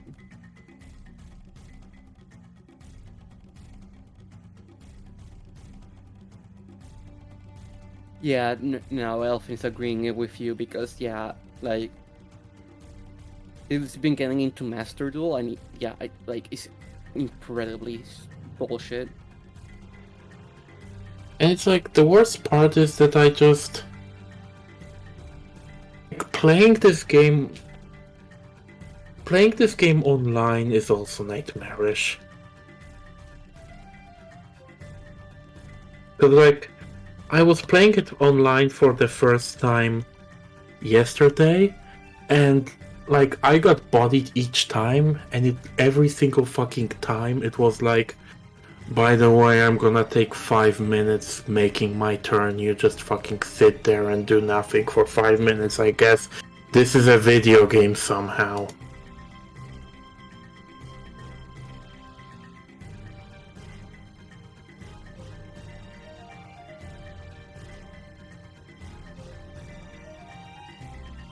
And I wanna build a fucking Red Eyes Black Dragon deck. But I cannot get the cards. Can you craft any of them? No, I crafted as many as the points allowed. Oh, okay. Let me see if I can buy like 10 more boosters for the points I got. Yeah, I can.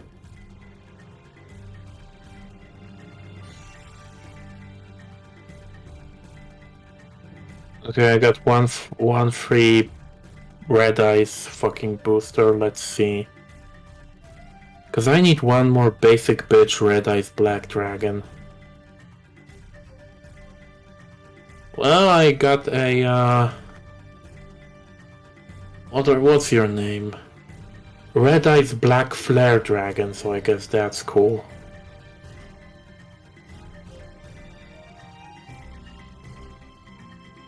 Okay, let's get 10 boosters, see what we get.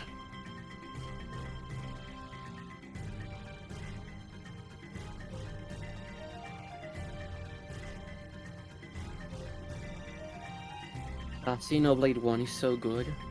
Xenoblade 1 is amazing, I love that game. Oh sick, I got the fucking actual Red Eyes! Yo, let's go.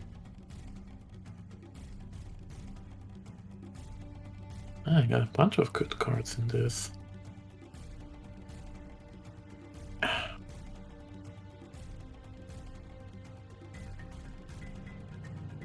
Yeah, man. Yeah, Boof, Yeah? I'm making like a mistake because I'm alternating between 1 and 2. And I don't know if juggling like 2 fucking math I'm is gonna there be to keep a good real. idea. I'm gonna be real with you, and I beg you not to take this personally on any level. But the fact that you currently don't have a job means that you stand a chance to live through this experience. 1 and 2 are both like fucking 80 hours long video games that have 500 hours worth of side content. I wish you good luck, and may God have mercy upon your soul. I know, I was like, wow, I've cleared a lot of the side quests in Colony Night very fast. I think I can beat Xenoblade 1 very quickly. And then I hit the refugee camp, and I'm like, oh. Hey! Oh no. Allow us to introduce ourselves. Red Eyes is an ultra rare, yes. An actual ultra rare. It's like people with exclamation marks on top of their head. Hi. Hello there. Welcome to your hell. No, this isn't Dreamed Up Distance. This isn't hell yet. I'm back too. Oh, welcome back, but wow. Yeah, we timed that pretty well. You two just fucking synced up, huh?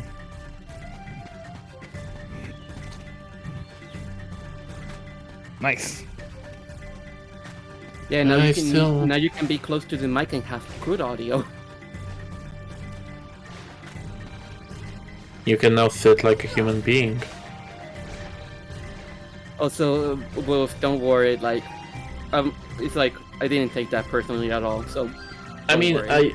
it was literally like based on like, yeah, you got free time now, so you might actually live through this. Yeah, I might have a chance, just a small one. He's playing both Xenoblade 1 and 2 at the same time. Wait, you're playing Xenoblade 1 and 2 at the same time? Yeah, I was playing Xenoblade 1 first. I was like, I made it to like chapter 4, where we have to rescue Juju from being an idiot. And then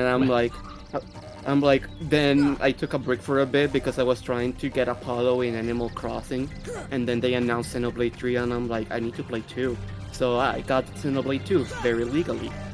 Yeah, apparently Xenoblade 3 is literally gonna be a combination of both Xenoblade 1 and Xenoblade 2.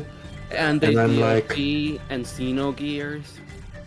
I Dude, don't know if it'll go that far, but there's definitely two things in that Xenoblade 3 trailer that are like, oh, these are explicit spoilers of the previous games. No, Dude. I know a friend that has played all of them. He very much is like, you know how we are with Nomura's Revenge with KH3? He's that confident with Xeno. Xenogears.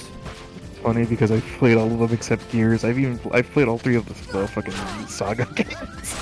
Dude, like the name of the nations in Xenogears and the ones in Xenoblade 3 are like a letter apart from each other. Oh no, I'm gonna have to actually play Xenogears. No, Bodo, don't I worry. may have to ask Saf to mail me his copies of Xenogears, I guess. No. I mean, So it's not as long?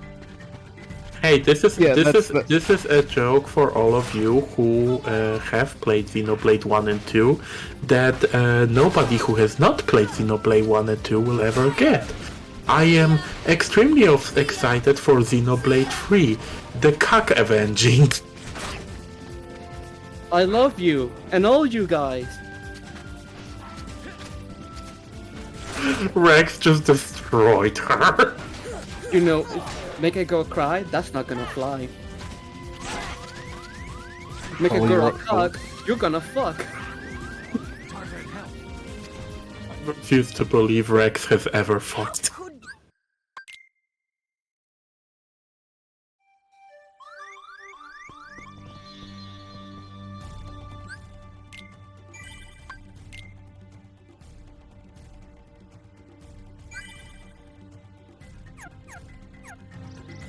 Can't believe Melia and Nia became evil because they couldn't get that main character dick. Holy shit. I forgot to Main unmute character Man. dick hit different. Man, Melia at least had a strong chance. Because they went on that adventure and it was only those two, so, you know. I mean, to be fair, her competition was dead, and then she wasn't, so... I mean, to be fair, even when she wasn't, she still should have lost. I mean, you know, her competition, not Melia. What I'm saying is Melia was the better choice. And I don't know if I am starting the Xenoblade waifu wars right now or not. Not really. I mean, I mean- I know basically most of the story. I'm blank on some stuff because I saw a playthrough of it and I didn't play it myself. So there are bits of pieces I forgot. But it's funny, like her seeing him with Fiora, and you can immediately see pinpoint the moment where her heart dried up. Like where her heart broke in half, and it's really. I'm sorry, but I don't think the heart was the part that dried up. Oh, thank you for catching that. I was trying to make a joke about that, and I didn't have a good way to connect it. Listen, I My sense of humor is very simplistic sometimes. I'm sorry. No, that's fine. That's fine. By the way, since you got to the part with Juju, how did you like the best line read in all of fucking Xenoblade 1, which is old black guy screaming, "Juju, this one's for you." I fucking lose it every time Ultron does that.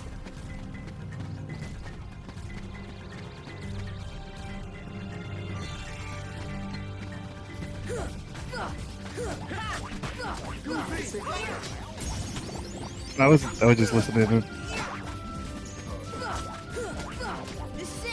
Just listening to the cock jokes.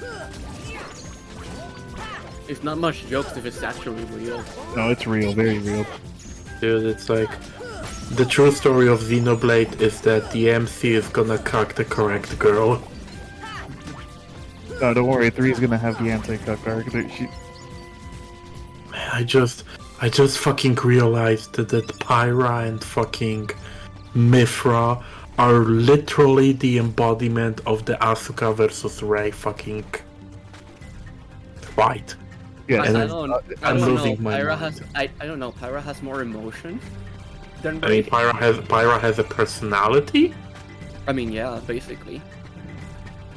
I don't think there's ever been No, anything please don't talk about sadder. that. No, Tak is not real. Pack and the power of Xenoblade 1. Oh yeah, Tak and the power of you put you on the thumbnail and Charlotte's in the background screaming. God, I need that now. It needs to be the fucking image that shows on her character fucking thing when she's in the party when the adrenaline is high. Yeah, when she's about when she looks like she's screaming. Yeah. Yeah. But in all seriousness, I don't think there's ever been anything sadder than the fucking Rei versus Asuka discourse. Because, I don't know, if you actually watch Evangelion with the media literacy of maybe not a fucking ameboid, Yeah, no. Neither both of them are awful. Yeah. One of them is like an emotionless fucking literal doll that is literally not gonna feel anything for you. And the other is fucking Asuka. Like, Yeah, and literally it's the funny most and it's abusive funny person because in all of anime. And it's funny because in the final rebuild movie, Shinji gets with Mari, which is the most mentally stable girl in that entire cast. Yeah, it's really great. I mean, he should have gotten together with Kaoru, but you know. I mean, yeah, but like, I know he's Kino, but he's not brave. I mean, honestly, like, one of the funniest things, because here's the thing, I watched bits and pieces of Evangelion, but I have not watched the entirety of Evangelion, and I mean, up until the end of Evangelion, I have not watched the Rebuild movies. I have not watched that until last year, and like, one of the funniest things somebody has showed me after watching that was, so now that you have the context for this image, I'm gonna show this to you. And they showed me the fucking image of Duke Nukem holding Duke Nukem from fucking Duke Nukem Forever holding the rat, but it was Kaworu and I lost it. Also, yes, Anno is based to have Utada sing Hikaru sing the credits for his movies Yeah, that is incredibly based. in Power Move. By the way, I bought XCOM 2 for the Switch. Why would you do that? It was $5. I also own XCOM 1 on the Vita. Oh. You're a man. You talking about the Evangelion memes reminds me of where is Asuka going? "Hey Carnage, do you know Candace?" And then Carnage screaming while picking the mic, "Your mother hung herself!" And then he reenacts the Spies in Disguise. Your gift, the one where the dude like opens his spreads his arms and then just slides into the car while the car is doing a drift. I mean, Really, let me see if I can find it, because explaining it in words is difficult. It's just really funny. Lance, you call me a madman. May I remind you who is actually fucking spreading yeek like a venereal disease? That bit's over. I'm sorry. I don't believe you. That bit is over. You really shouldn't. For whatever reason, I do not trust this man. Okay, okay, both check Green Boy. Okay, let me fucking see.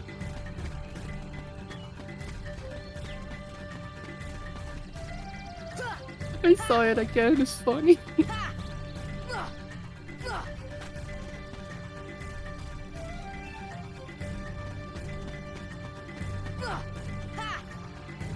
Fucking Eminem song makes this so much better. But then she gets run over. She gets run over by the fucking Lamborghini.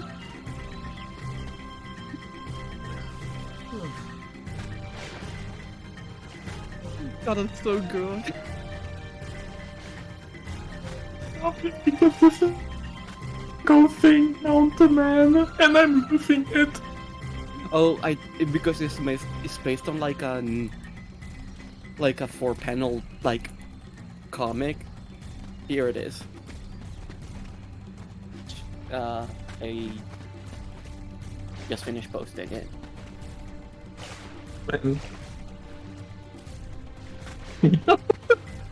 Venom. You want Venom too? Holy shit! I mean, I saw both Venom movies. They're fucking gay as shit, and I love it. Venom 1 is so great. People who were somewhat put off by the female Venom kissing scene are cowards and will not survive the winter. Also, like, did they miss the part where they explicitly wait? Yeah, no, it's the symbiote idea. Like God, I forget. Oh yeah, the name. Venom was clearly in control in that part. Yeah, well, I forgot the lady's name, and I mean, it's not important. And I like her. That's the thing. Like, I think she's a good character, and I'm like mad. Oh, Anne. And like at the end, Anne is just like, yeah, no, no, the kissing was his idea. Which is like, and I like it's almost blatant that she's not lying. Like, yeah, no, it was him. It was the symbiote. I mean, I love a lot of the Moon Knight edits, but my two favorite ones are still Dracula, you big fucking nerd, where's my goddamn money? And why the second Eminem music? That one is so good. Because people just put that fucking image over a Venom song and it's fucking amazing. Oh, I saw it like a few hours ago. So yeah, because I retweeted it. Yeah, and then Venom. I'm fucking losing it every time. That song's not even good, but it's so funny. No, I think that sounds good. That song's based. Also, apparently the second movie theme has an Eminem reference 9/11, and then he plays a sound effect of a plane crashing. Holy shit! As someone who is not from the US, I base? Question mark? No, I like that. That's funny. That's fucking like ballsy as shit. Dude, I love Nicole because fucking 9/11's 10th anniversary rolls out. She does a one fucking stream playthrough of Metal Gear Rising. That was last year. I should do that. That was last year, yeah. I should fucking play Metal Gear Rising every fucking 9/11 ever. We should make that trending. Too bad they Ah, won't the be good old days of 9/11. Oh, jeez, that's what they really said. Wait, you haven't played Rising? Dude. It's been a while. Yeah, no, they literally told Crispin Freeman to get in the booth and read out the line like the good old days after 9/11. Yeah, no, like, they're very blatantly like, yeah, no, people profited of 9/11.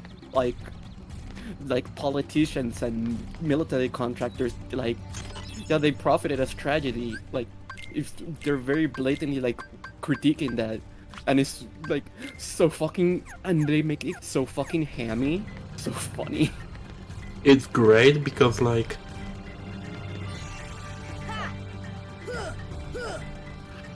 when I played that game in the year of our Lord 2014, I wasn't exactly a kid anymore, but I was not aware of American politics and I did not have Twitter.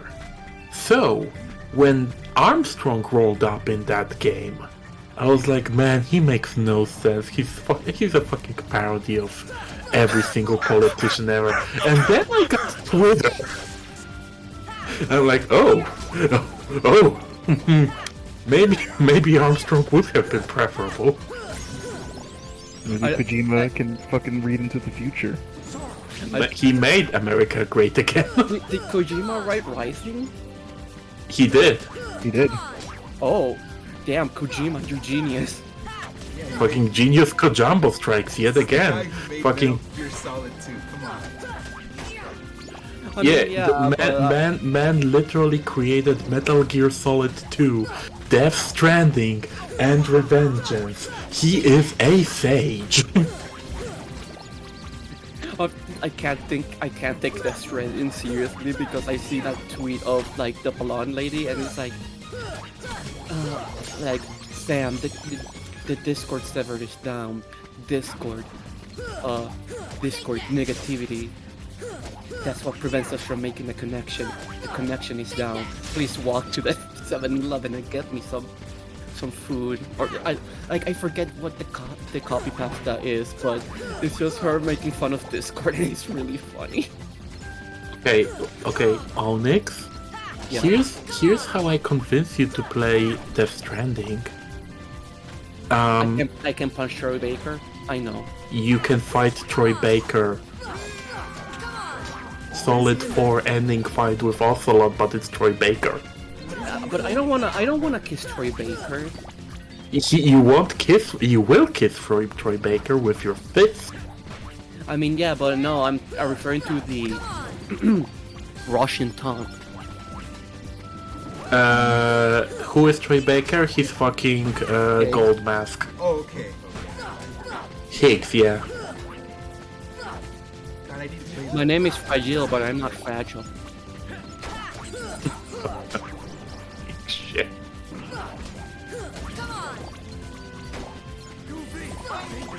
I'm sorry, that's just all the thing that's all I remember because I hear Gigaboots quote it and it's a really funny quote, like out of context. I mean, most of the quotes from that goddamn game are funny out of context. Oh yeah. But that's fair, yeah. They're also funny in context. Yeah, I need the context for that fragile line because like She literally says it. Like, Sam says something like, fragile, watch out, or something like that, and she goes, I may be fragile, but I'm not fragile. What a girl boss. And then leaves. That's She is a girl boss for most of the game. She is literally charged with committing war crimes. like a true girl boss. Yay, genocide. All popular girl bosses commit war crimes. Does that make Anka girl boss? Yes. Dude, have you seen Anka Zone? She's the ultimate girl boss. Oh no, I'm referring Ankh from Kamen Rider. Oh, okay. I thought you meant Anka. Oh no. I mean, yeah, she has girl boss energy, but I mean, Ankh. Like the floating hand possessing the body of a cop that turns him into like 2010 E-boy. I'll be real, I have never played, never watched any Kamen Rider, so, you know. You should, it's really good. Oh, I bet. That particular season is just... I think Illy literally asked me recently if I wanna watch Kamen Rider with her. You should take her up on her offer. I think it was because she went to my work and she saw the fucking Kamen Rider gamer model kit and was like, yo, wanna watch Kamen Rider? I was like, yo, XA, let's go. I think this one is racist, but okay. I mean, it's a gamer, so... No, it's more of a ninja, sexist looking. I mean, it's more Phil Spencer-y. At least according to what I've heard about the villain. Oh, you're talking What, about he's more Phil Spencer-y, like what, he buys his opponent? Not buy, per se, it's just the motive, like from what I've heard, the motivation is really funny.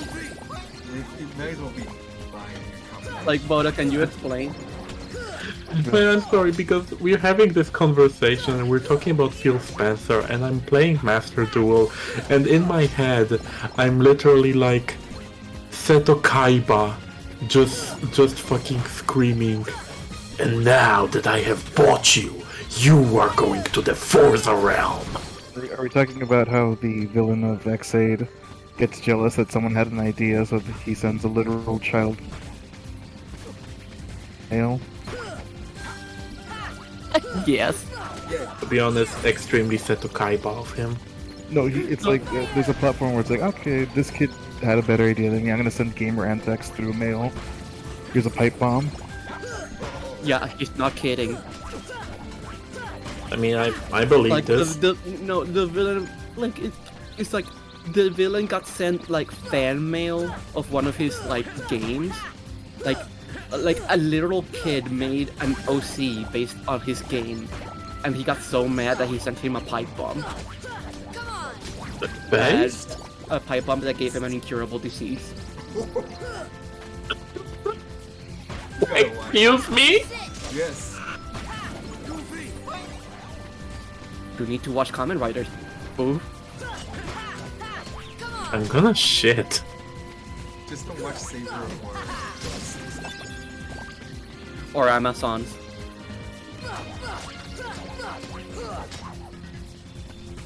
Amazons is like, okay, what if he had edge? Hey, Alex wants you to run that to him again. Which part? The Gamer Anthrax, the incurable disease pipe bomb, or like what? Things to unpack about the plot of Xaid. Oh yeah, no, he got sent an OC, he got jealous, and it's like, I'm incurable disease pipe bomb. He doesn't send an actual pipe bomb, he just sends him Gamer Anthrax. That's not any better. That's not better. But no, it's not better than getting. You know, you gotta sell this somehow. I don't think any one of you needs to sell me jack shit, honestly. That character in Xaid who sends the Gamer Anthrax is a mix of Toto, and it's really funny. I'm sorry. I feel like there are two different fucking things I need to unpack. One of them is like, which part of Todd Howard, and the other is which part of Miyamoto. Does he haunt the halls? Does he haunt the halls of Nintendo and gets angry when a character in a video game talks? Yes, he's got like the boomer Japanese game dev energy, but he's Todd Howard because he's an insane person. Fucking. We gotta set up a watch for Double O, or what is it? This is my final attack, Kamen Rider. It literally just worked. That kind of happens. cannot defeat me, X8. I will port Skyrim again. Yeah, that also kind of happens. Both of these things you've said. I have finally won. Photo, we decided to watch 4. Stop making me move that. Stop making I me want to have move finally won, Kamen Rider. I have sold you a subscription to Fallout 76. Yo, Battle Pass? that. No, Battle Pass? no. I forget what the fucking Fallout 76 subscription is called, Lance. Fallout first. Yeah, sure, whatever, Todd. No, that's literally the name. No, I believe you. I'm just saying, yeah, sure, whatever, Todd. Oh, 1 second, I'll be right back. I need food. Alright. So did you hear about Battle Pass?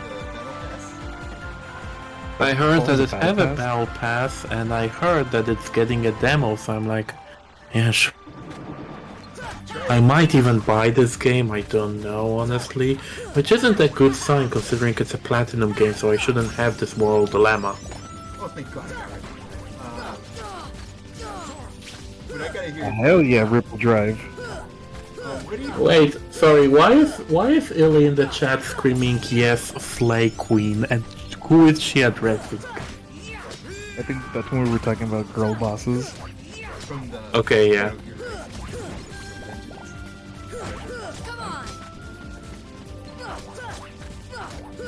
Watch Konami by play.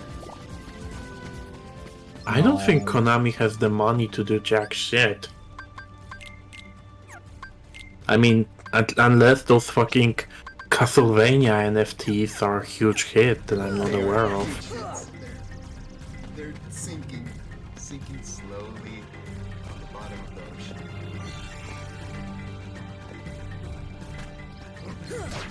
I hope someone buys them.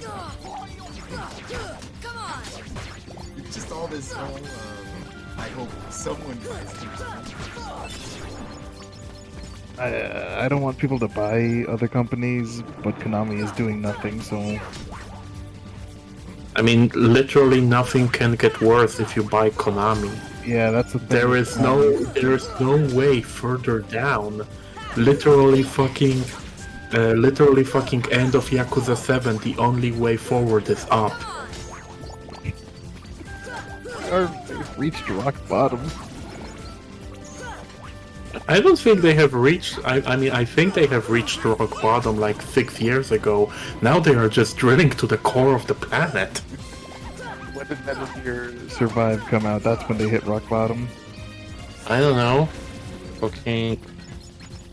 I wanna say? Did you see that one of the people that were working on Rising, it's Rising, right? Yeah. One of the people that were working on it said, "This is disrespectful to Kojima. Why are we doing this?" Like, oh, you really didn't want to be there. Listen, W's are bad. Yeah. Konami likes those L's.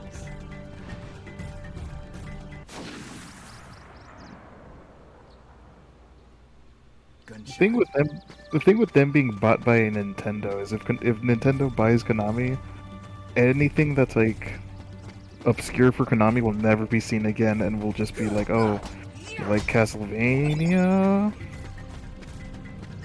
I know, I feel like if anything, Castlevania will get to live. Like I'm just saying that if Nintendo is Contra and Castlevania, everything else will probably die. Or Solid Snake and Smash.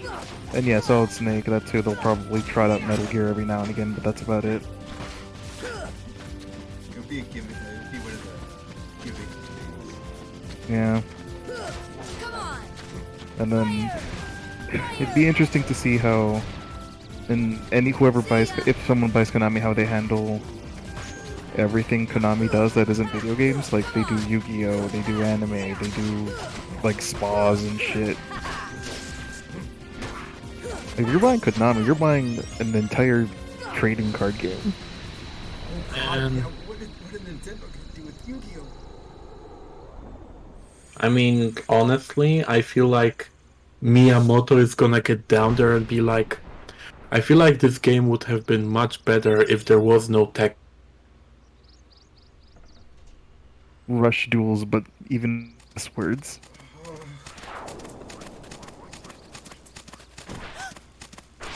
Terrible.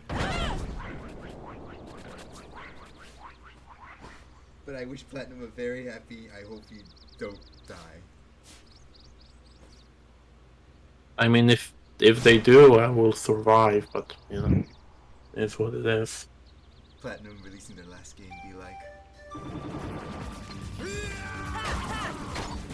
Going out on a wet fart. No, they're going on a swan song because they did it too. I mean, sure. Okay, that one might be good. Okay, gotcha. When is that supposed to come out? I don't fucking know. This year, apparently? They did not show it in the direct. No, not in this one.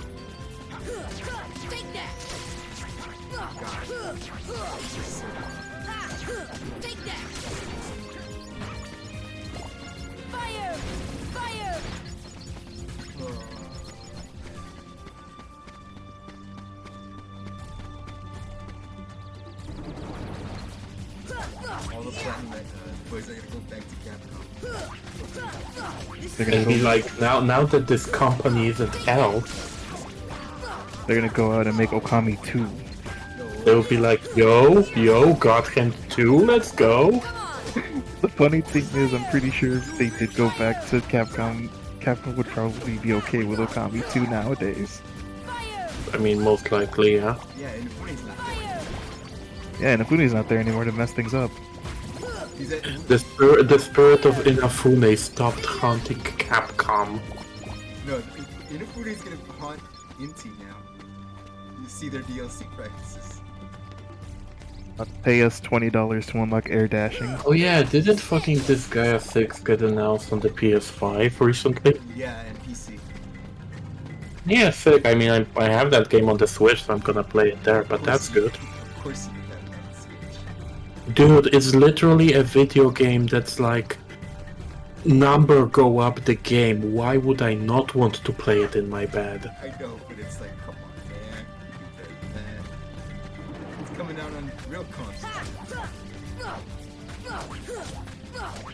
Take that! I also feel people bad for the people who are playing KH on the Switch. Fire! Okay, now to be honest, Disgaea 6 on the Switch is a real game. Oh yeah, you know what, yeah. More real than Like, whatever KH is. Come on, man, don't be like... See ya! Fire! Fire! I tried to. Take that! Bad. Of course you did. Hey man, I gotta see how it is. It's Kingdom Hearts. It's simple and clean, and it makes you feel something tonight. Yo.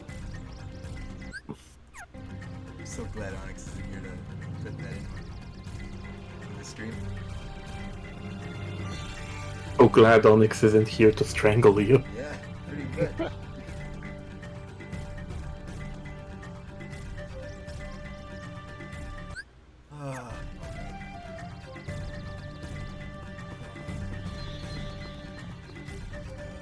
Well, So, Rick was right, alright. Co-worker's gonna go away. I mean, I don't think he's gonna go away, I just think I'm gonna not have to deal with him constantly, like... You know, I might have shifted with different people now. Maybe he should save you for this. Preferably, yes. Oh, fuck. I'm good at this game, I swear.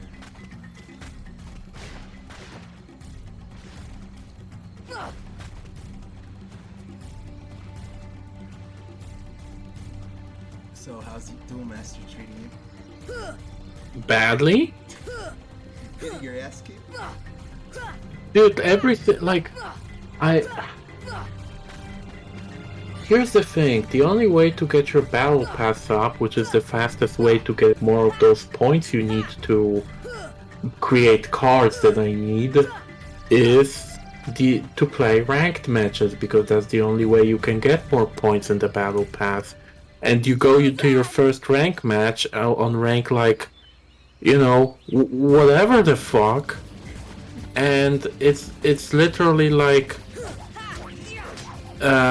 you're gonna here's this fucking 12 gajillion point monster that I have summoned on my first turn, because I have 12 billion synchro summoning cards, and also every monster you summon, I'm gonna destroy the moment you summon it, and I'm gonna take 5 minutes on my turn because I don't value my time.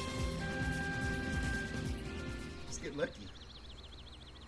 What I'm saying is that online duel Master Duel is actually fucking miserable. Oh yeah.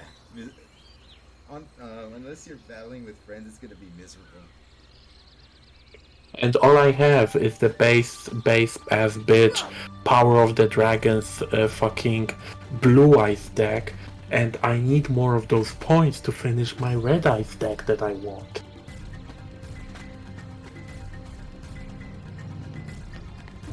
I mean, literally, like, I am fighting this dude right now, Elf, and he is taking 5 minutes to make one move. And the game allows it because you literally have 470 seconds for each play you make. So yeah, it's actually fucking miserable. They shouldn't allow it. It wasn't in the anime. I mean, yes, I should be allowed to mind and create my own cards. Have you seen Season 0 of Yu-Gi-Oh? I have not seen anything besides like half of the Duelist Kingdom episodes with the Polish dub, and like 1 or 2 episodes of the fucking MMO filler. I'm kind of blanking out on that because I don't remember that. Maybe it was bad and I forgot what was going on. Season 0 is really great. I think because Yu-Gi-Oh is more sadistic in that. Literally. I mean, Elf can't hear you. Oh. Okay now. How about now? Remember, Lance, you need to fucking Dan video games your mic.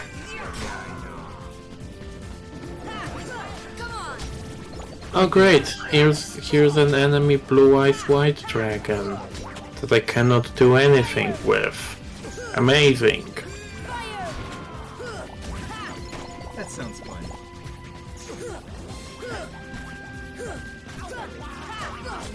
Casual Yu-Gi-Oh is great. There are a lot of things about this card game I like. I imagine Digimon is pretty much better.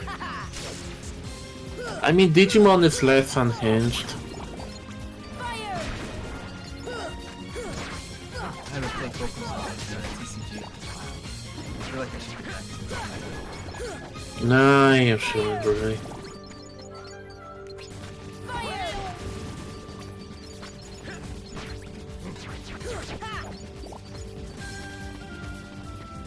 But yeah, Season 0 is really great. I think the manga is way better.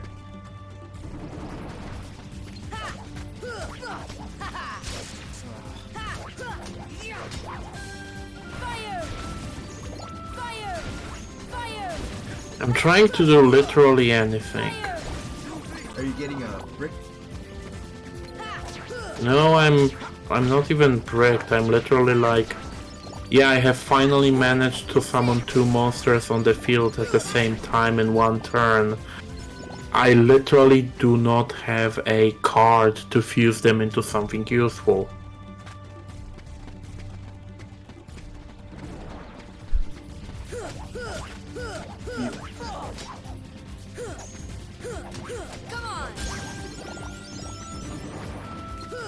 Like, if this motherfucker summons another monster this turn, because both of my monsters are gonna get burned to ash.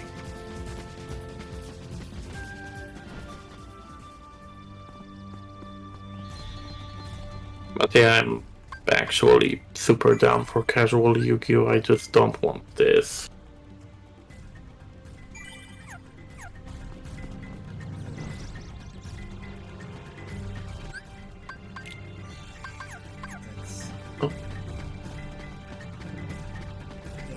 Yeah, he summoned another monster, so one of my monsters got fucked.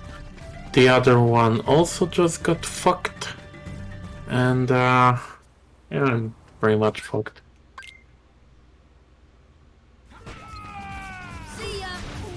Time to fight the guy that the only boss that has a shotgun. Ah yes, the greatest weapon in Kingdom Hearts. Hunting ground. On.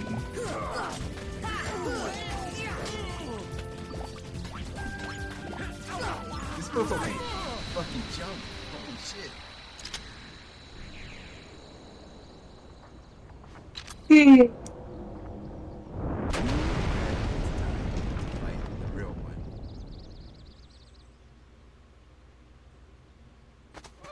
Man, you ever think about how this dude must be like? I am going to shoot this child with my hunting rifle. Wait, it's owning me with a gigantic key. Yeah, he shot me alright. In the heart. Of the hearts. Money can't solve grinding to make him valuable. Yeah, that's... I just gotta get on that Sigma male grind, dude.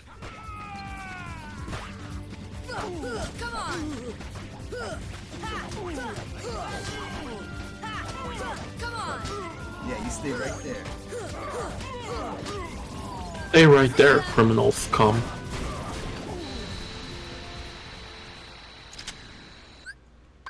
Alright, I'm gonna have to move away.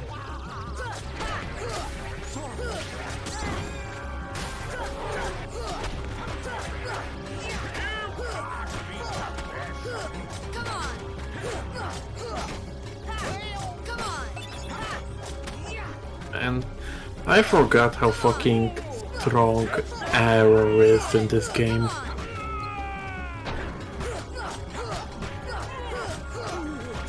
Actually, hold on, I'm gonna grab something to eat myself, but it's gonna take me literally like 2 seconds, so give me a sec.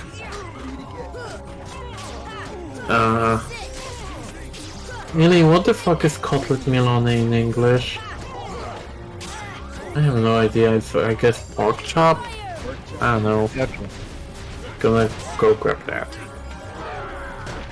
What counts as killing this boss? Killing Clayton or just killing the Heartless?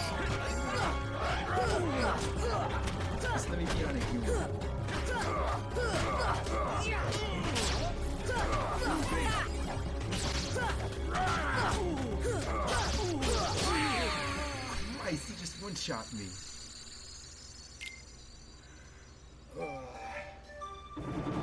Because I actually got hungry.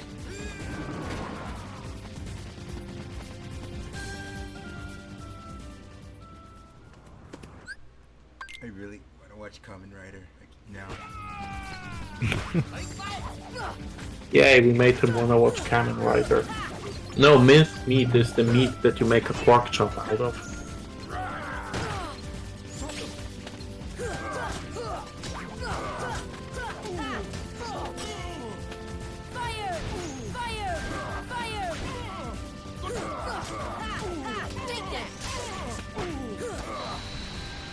Beat his ass.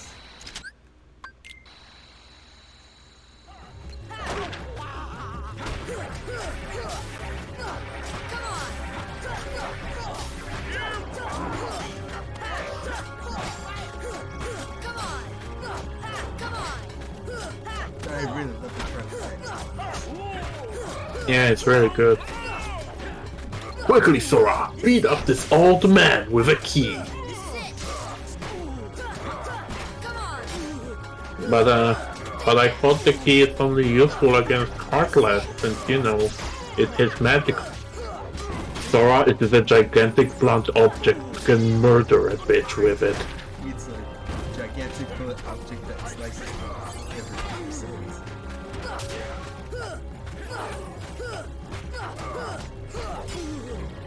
Fire! Fire!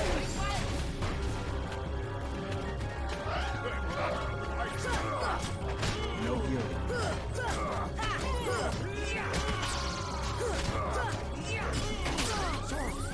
Thank you for doing your job.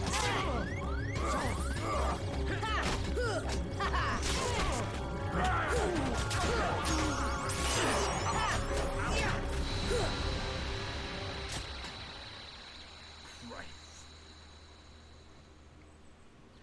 There we go.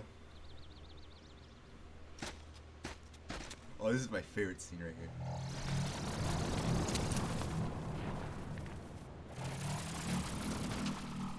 Mofo, just move. Yo, the colonizer is dead. Let's go. Nice, Yeah. stop that. I feel like you're giving him too much credit by calling him the colonizer. Okay, a colonizer. Singular colonizer. One Colonizer of one. Attain the power of healing. Cure. The white man is dead. Heal. Man, I wish I had an arrow.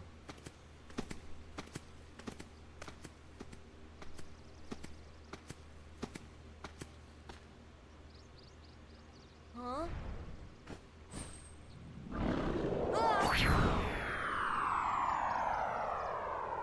If you had high jump, this wouldn't be a problem now, would it? Hey, the monkey's a good alternative. monkey go break. Monkey. Monkey. NFTs. You saved me. Why? Alright. Monkey. Pegasus, what have you done to my grandfather? It is simple, Yugi boy. I have minted his soul. Put it on the blockchain. I've seen that No. Twitter post too. Monkey. And we never use this ever again. God, yeah, this game never uses this fucking animation ever, huh? Never. Okay, I got the item. Run. Run, Shulk. Run. Run, white boy, run.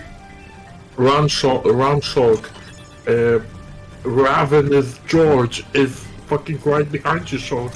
I can already hear they will know our name. Dun dun dun dun dun dun dun dun dun.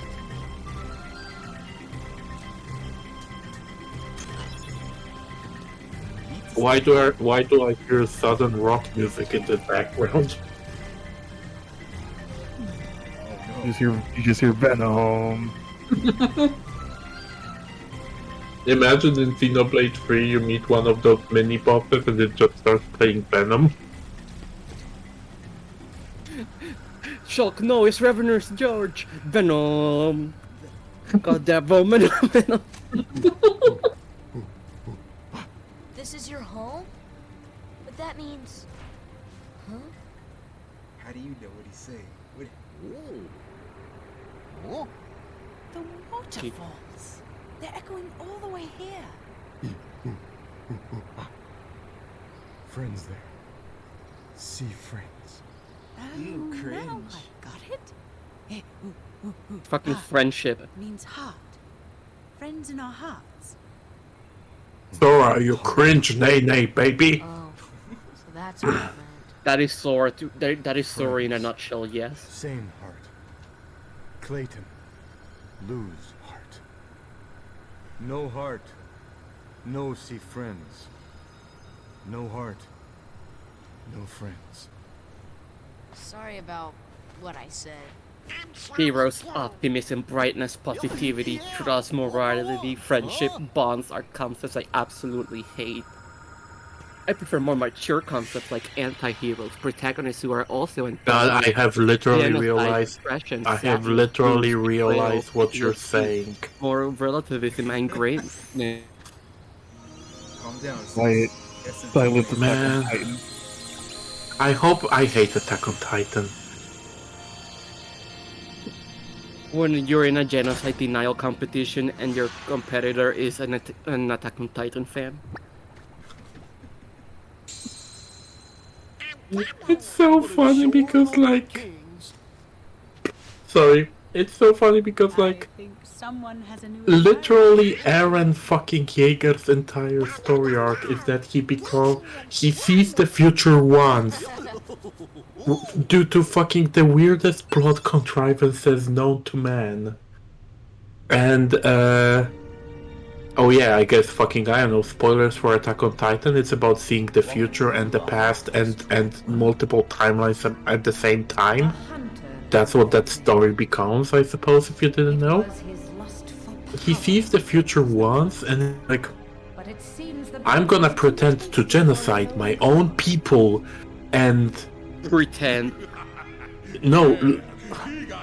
How far are you into that story, Onyx? Not at all. Okay, so the plot twist is that he was pretending to genocide his own people, but in reality he was planning to genocide the Nazis. So he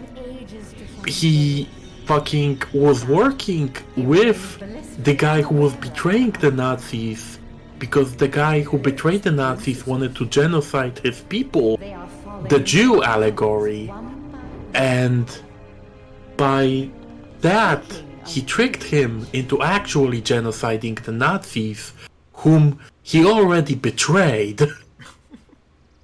Really? Oh. Wanted to genocide the Nazis. So now Eren enslaved him and forced him to genocide the Nazis. Whoa. Okay.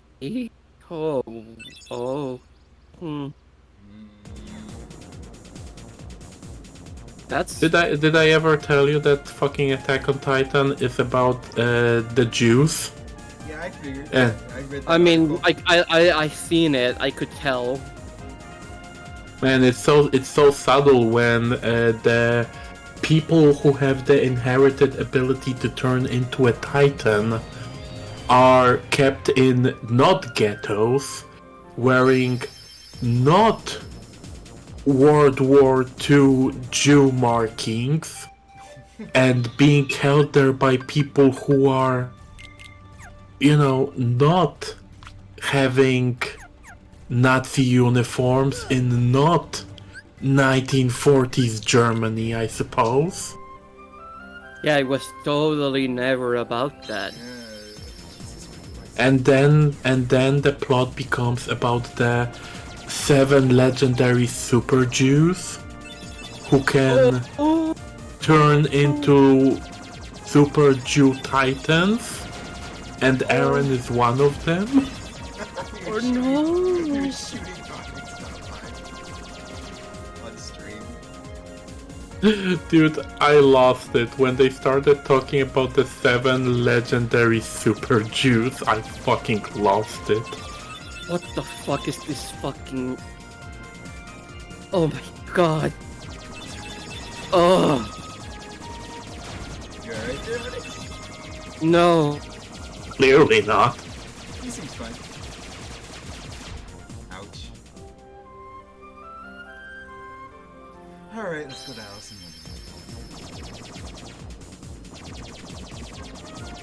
Pain.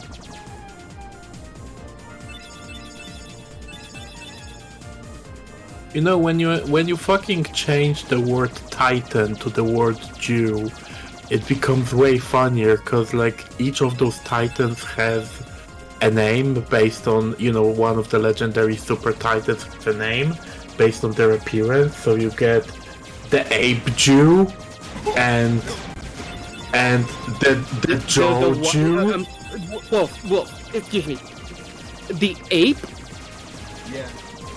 Yeah, there's a Titan that's just a gigantic fucking King Kong gorilla. Yeah, there is. So when you change the word Titan, which is, you know, what the author is, Very which is subtly. very subtly hinting at that the Titans are an allegory for, you get the Ape Jew and the Warhammer Jew and the Joe Jew and the Transport Jew.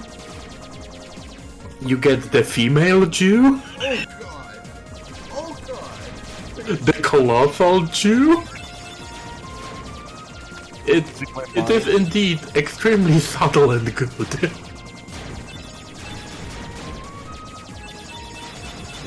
People can try to convince me Attack on Titan is a good show for years and I will never believe them. Attack on Titan was good until the female Titan showed. Sorry, Attack on Titan was good up until they have defeated the female Titan. Also, you mean the anime? Yes. Everything past that is sludge. Oh yeah. That has some real Bleach is good until Soul Society arc energy.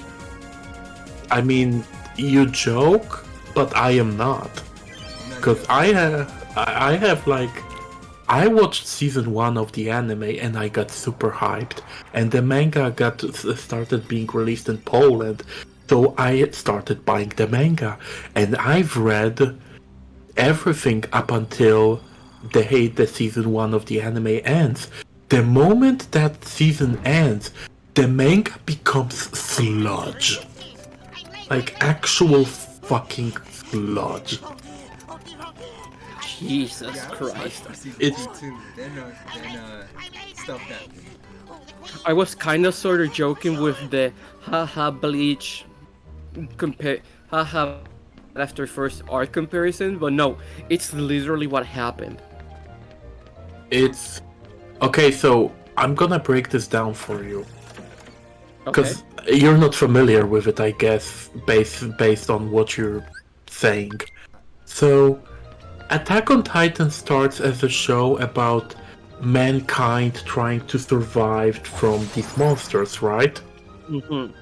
Okay, so season 1 ends and they defeat the female Titan, and it's a strong ending, and you're like, oh man, I wonder where this show will go. So for the entirety of season 2 it goes nowhere. They are overthrowing the government. Because it turns out that the government is corrupt and the recon team got too close to the truth. So the government is trying to get rid of the recon team. And they hire that use 3D maneuver gear, but instead of having swords they have guns.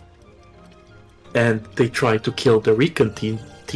So the recon team overthrows the government, and when they are almost done with overthrowing the government, the king reveals that he controls one of the 7 Super Jew Titans.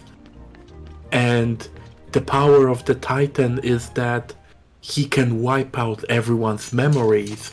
So he's gonna use that power to wipe out the memories of the people inside the wall.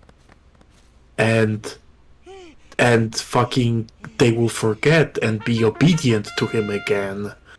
So he fucking tries that, but it also turns out that in order to become a Titan, the fucking person needs to eat the Titan. Wait, I thought you had to inject something in it. No, you need to inject Titan spinal fluid into a person's spine so they become a Titan and eat one of the legendary 7 Super Titans to become the Super Titan, and when you eat multiple of those you become the Giga Mega Chat Titan. So Hey guys. So Eren So the king injects himself with the power of the memory-changing Titan and becomes a colossal mega super Titan. But then Eren defeats him, and he fucking eats him. So he has to change memories now, I guess, which I think never comes up again in the manga, but whatever. And then it turns out that one of the members of the recon team was the daughter of the king, who was the queen, and she just got lost as a child or whatever. So now she's the queen because the king is dead. And when Eren touches her, it turns out that the bloodline of her family is the bloodline of one of the legendary Super Titans. So Eren, by touching her, unlocks the ability to see the future and the past and all the memories of all the memories he ever had and will have, and multiple timelines at the same time, because he can pick and choose which memories from which timeline he's gonna fucking... I am losing it. Describe to you. That sounds dire. I'm speechless. I'm just listening and just going, what the fuck? How did this so? So when Eren sees those memories, he decides to become a war criminal because he's like, war crimes are the only way. So when Eren becomes the war criminal, he... God, I'm sorry, I'm genuinely losing this trying to fucking describe this piece of shit story to you. I remember when it came out, like, oh, well, it's about fighting Titans. Okay, that's fine, whatever. But I didn't think it'd go this extreme. Like, oh my god. So it is revealed that the entire world behind the walls is a gigantic ghetto. That the not Nazis to hurt the not obedient not Jews. Why won't they kill them, you ask? I don't fucking know, you tell me. So they keep the not Jews in the ghetto on this island by sending out prisoners that they turn into Titans, so they keep harassing the not Jews. And Eren discovers that and is like, I will infiltrate the enemy territory by pretending to be a fucking oh, this dude just surrendered the fight, huh? That's my first win in duel, in Master Duel, I guess. So he was pretending to be a wounded soldier that got in there, right? Mm-hmm. And he was pretending to be that wounded soldier for like 5 years. And he befriended like this one child because his memories of the future and the timelines allowed him to know that this child is friends with Reiner, sorry. And Reiner is the armored Titan. So, oh yeah, in the meantime, fucking they turn Armin into a Titan and force him to eat the Colossal Titan. So then Armin is the Colossal Titan now or whatever. And and Eren is like meets Reiner and is like, Reiner, I have fucking created the big master plan of I'm gonna assassinate the king of the Nazi nation so that the Nazis will attack my island, but I will secretly rebel against the people of the island to pretend that I'm working with my brother who is the leader of the Nazi Titans, and he is and then I'm gonna betray my brother because I was only pretending to work with him so that I can force him to sync up with me so that we can meet the Super Titan god in the fucking Yggdrasil Tree of Memories. Or whatever the fuck, and I'm literally not making this up. There's a fucking dimension that connects all the titans like an astral plane. I am literally not joking. So they meet the fucking titan super god, and Eren takes her powers and has awakened all the titans inside the walls on the island, and is using them to stomp over every single living being outside of the walls to cleanse the earth so that he and his followers can create a new humanity free of the Nazis and literally every single other person on the fucking planet.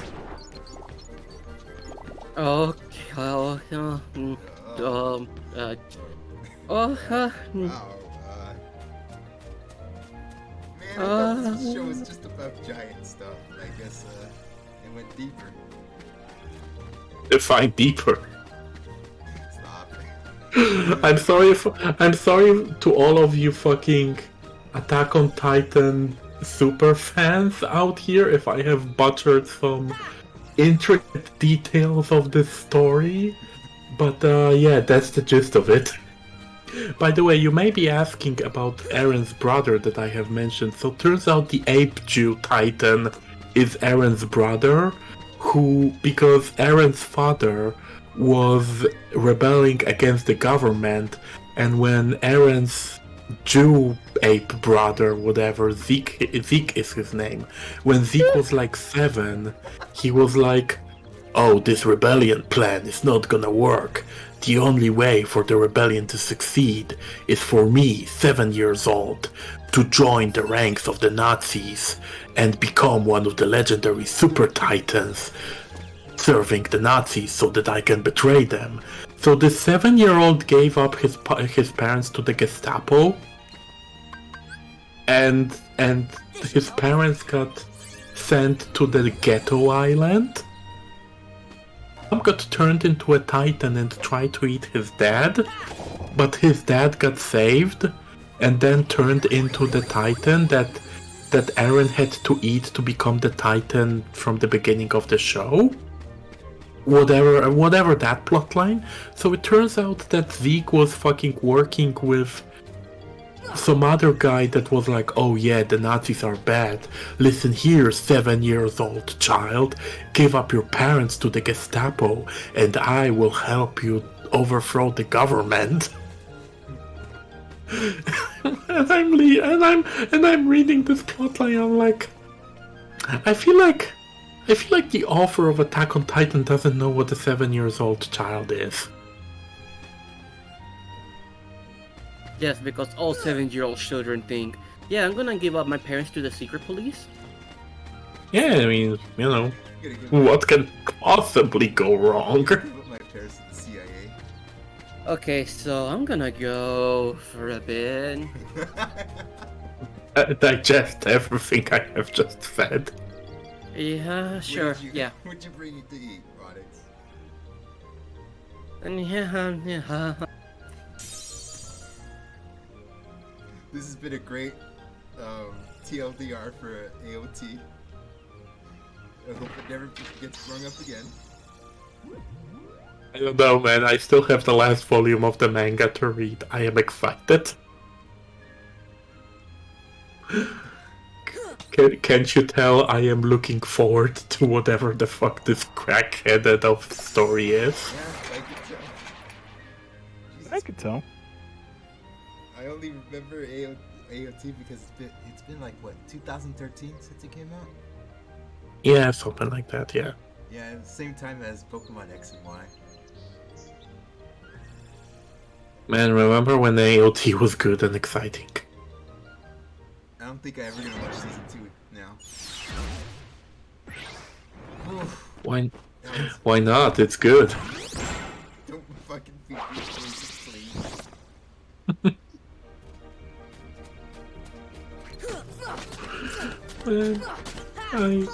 I don't know, like, I'm sorry, if you enjoy Attack on Titan, good on you. I enjoyed the To be completely fair, you're probably a Nazi apologist, but good on you. I wouldn't be surprised if the fans were that.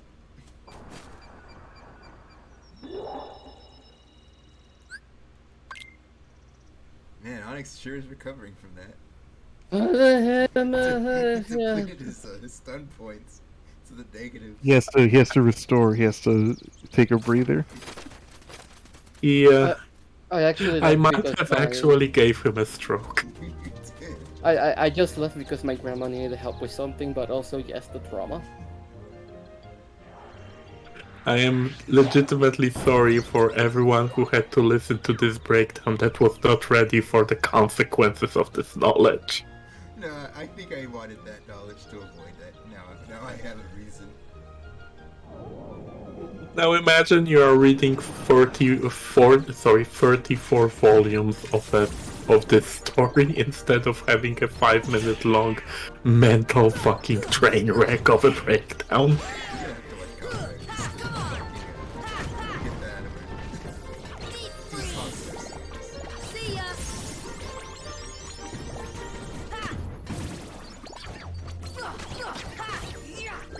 I used to be an AOT fan, and then I've read like volume 10 of the manga and everything past it, I suppose.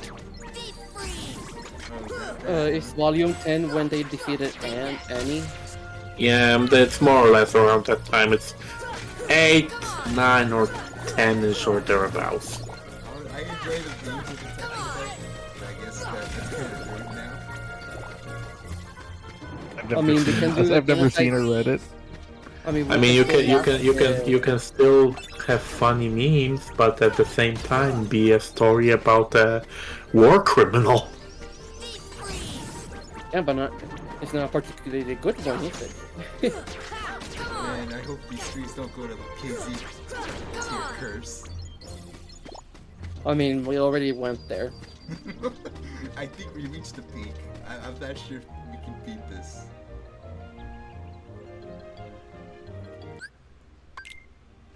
Story I have. What? I can start going down every single work story I have because I've been working hit us with one.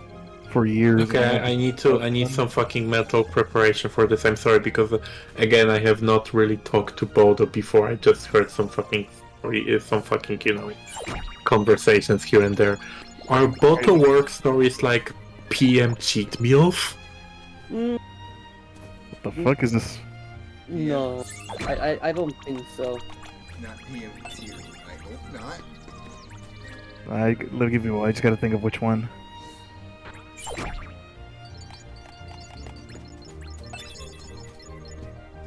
You're the simply dad of Pokemon. That is that is not the proudest thing you should say, Elf. I mean, while Boto is thinking up a story, I just say so. I have not listened to the newest BTD. Hey Onyx, what do they say about racing games? It's like, yeah, Chocobo Racing has a battle pass, and you know that being bad, and it's like, oh, like all racing fans will be united in thinking that's bad, including people that somehow think that Team Sonic Racing is good, and people that like Storm Transform that are still waiting for a good game. I mean, I have literally not heard anyone besides them say that Sonic Team Racing is bad, so, you know. I mean, yeah, that's what happens when you play power characters and don't engage with the mechanic of, you know, swapping car parts. Yeah, I saw that on stream. No, because I'm like... Because I'm playing the 2019 Grid game now, right? And like... I don't know why they have reviews per se. I think this is pretty good. Like, it's a really cool, like... Because I've played every single Grid game before this. Like, I played Grid 1, Grid 2, and Grid Autosport, and all of them were really good. So, like, yeah, this is fun. And then I saw your tweet about the racing thing, and I was like, God, did they talk about fucking Gran Turismo again? Because, like, they have the weirdest fucking thing with Gran Turismo of, like, Gran Turismo is like the fucking peak, absolute peak beauty of the car bullshit of in any video game. Casey's like, I'm not interested in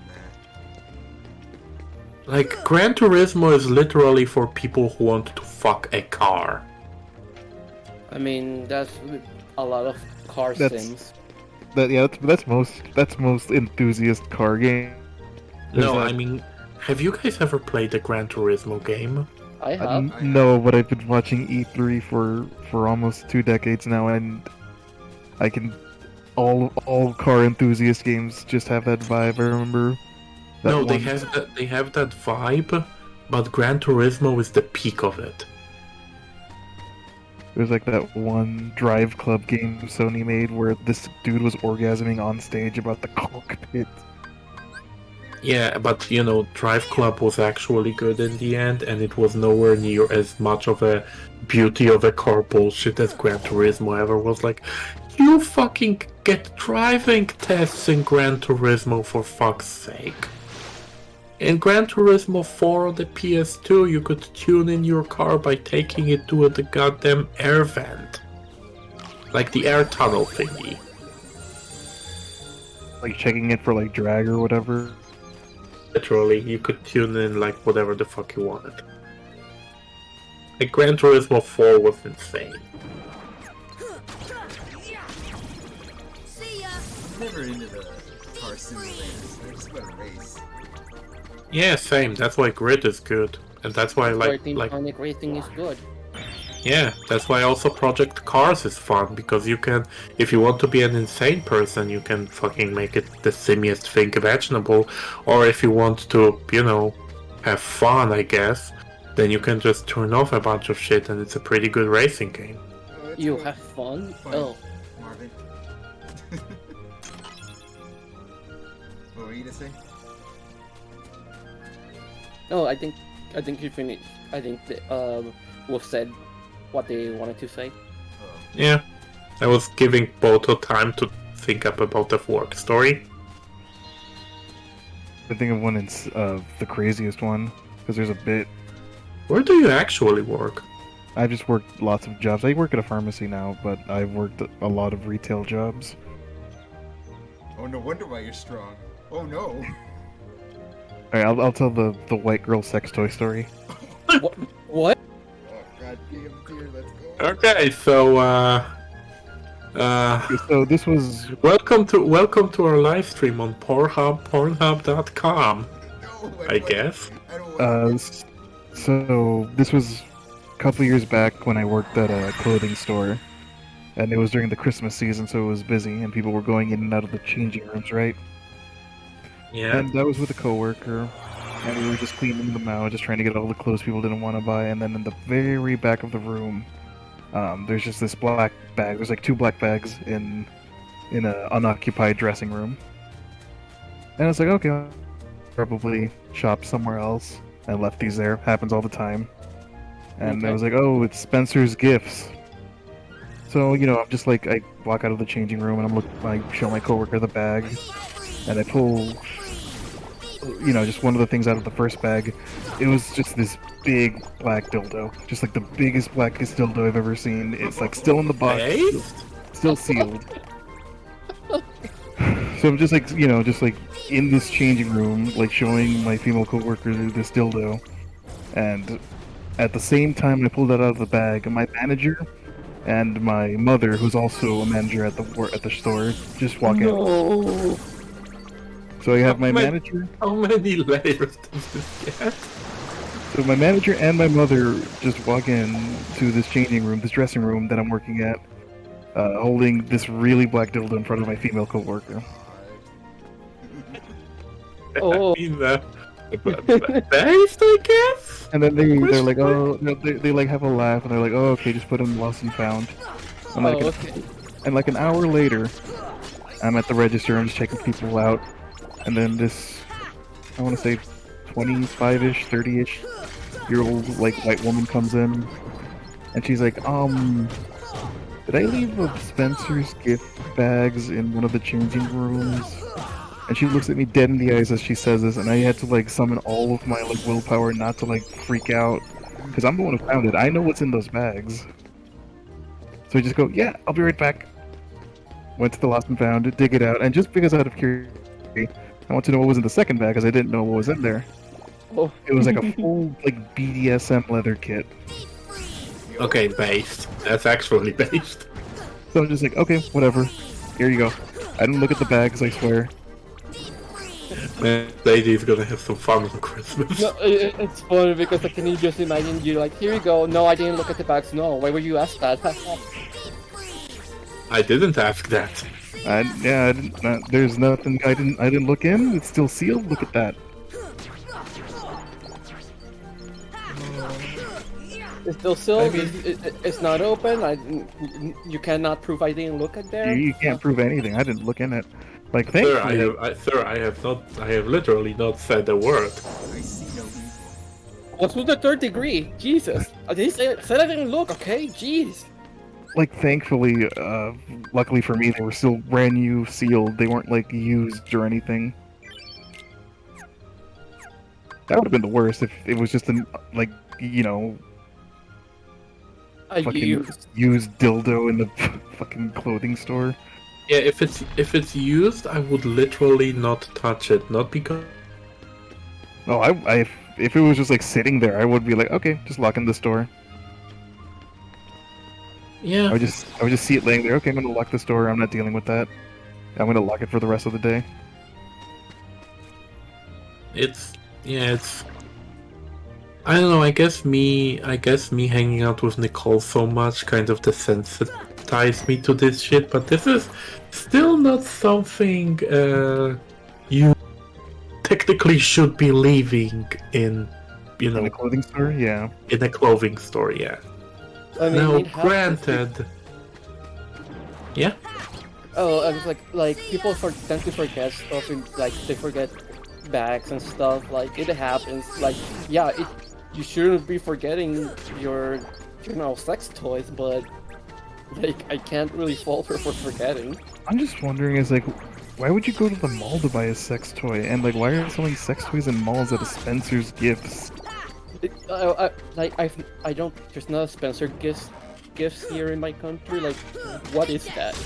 It's like an adult gift store. They sell like, oh, beer kegs and like you know. Oh, it's one of those. Then God, I hope for the sake of that lady that dildo was of good quality, because usually stuff you buy at places like those is like trash. It's like a gift store for like trashy like college bro white dudes. Yeah. Frat boys. That's the word I was looking for. It's the opposite of hot topic. God, okay, sorry, I'm gonna change the subject a little bit for a second. Hey, because I think this is gonna be actually funny. Hey, Illy, since you're still here, send me on Discord like a bunch of quotes from Horus Rising about the frat boy Pocule. I wanna read them out to these guys. Oh god. But yeah, like, I mean, since we are talking, I'm gonna give her some time on that. Like, since we are talking about stuff like this, it's, I mean, I don't know, like, I guess I don't mind sharing this, I suppose, but like, yeah, that's not the place you want to get stuff like that from. Now, for like this reason alone, it's like, there's a really cool store in Poland that has stuff like that. And they literally have one of their terms and terms of services. We send out staff in unmarked gray boxes that are addressed on like a government facility, like a legit government facility that they work with. So you know, it's all legit. But like yeah, so that nobody who sees this package it has any comments on you, because you know most people are actually pretty against toys like that, so they actually do that out of value for their customers' privacy, which is, you know, super cool, obviously.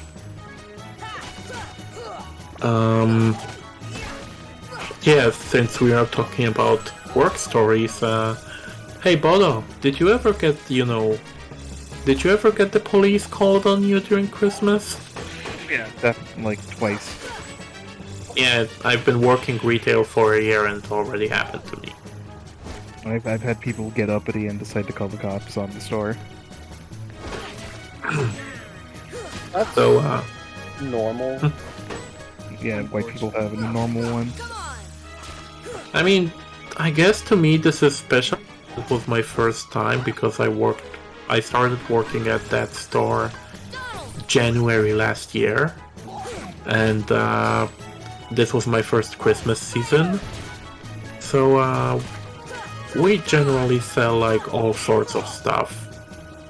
You know, we have comic books and card games and Warhammer stuff and stuff like that. So there was this one motherfucker who came in like around Christmas and wanted to buy some really minor sets for the X-Wing miniature battle game, like the Star Wars one.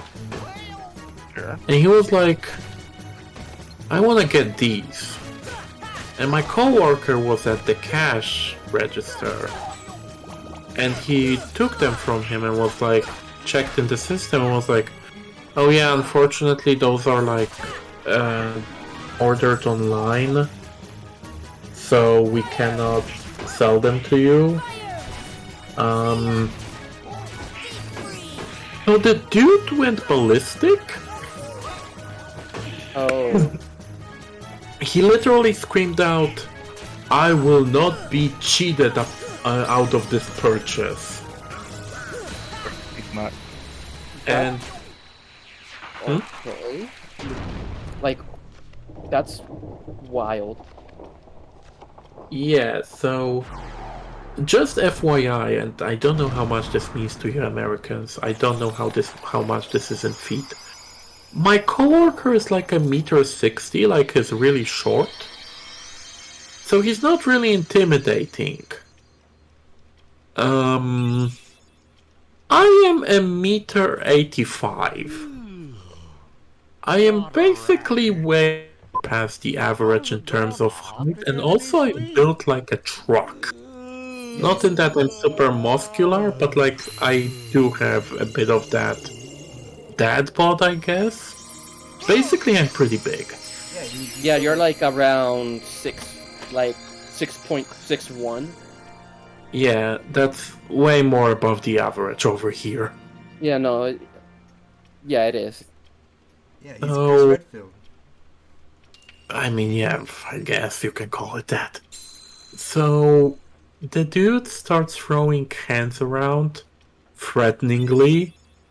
So I come over, and he visibly just is held back a bit, because, you know, I could basically snap him like a twig if I wanted to. Why didn't you right there? You could have ended it. You had the physical advantage. Yeah. So he held back a little bit, but still didn't give up. So we were just standing there, and he was like, please, I demand to see the manager. Because of course he demanded to see the manager. Okay, Karen. And it's like, yeah, okay, Karen, like his shift ended like 2 hours ago, so, you know, come in tomorrow, I suppose. And he was like, then I demand a phone call to the manager.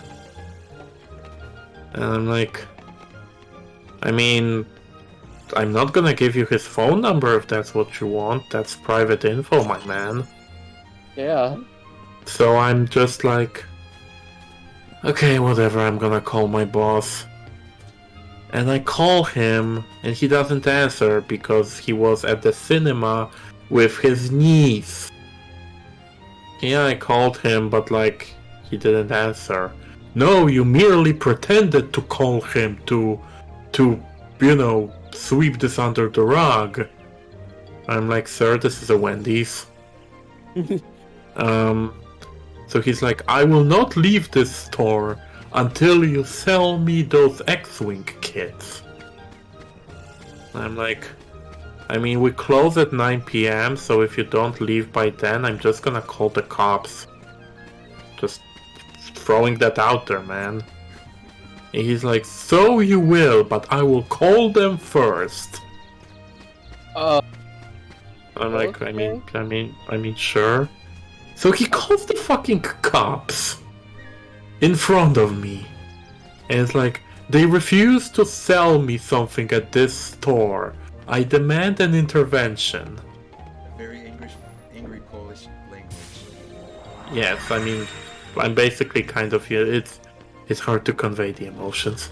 So he demanded the cops to come over. They never showed up, by the way. So then he fucking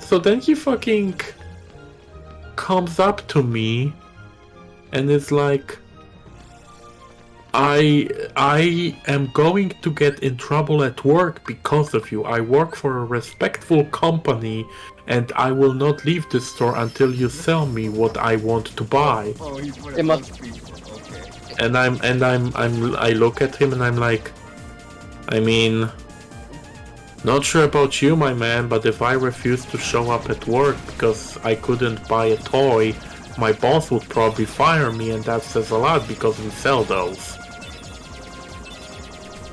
So he was at the store for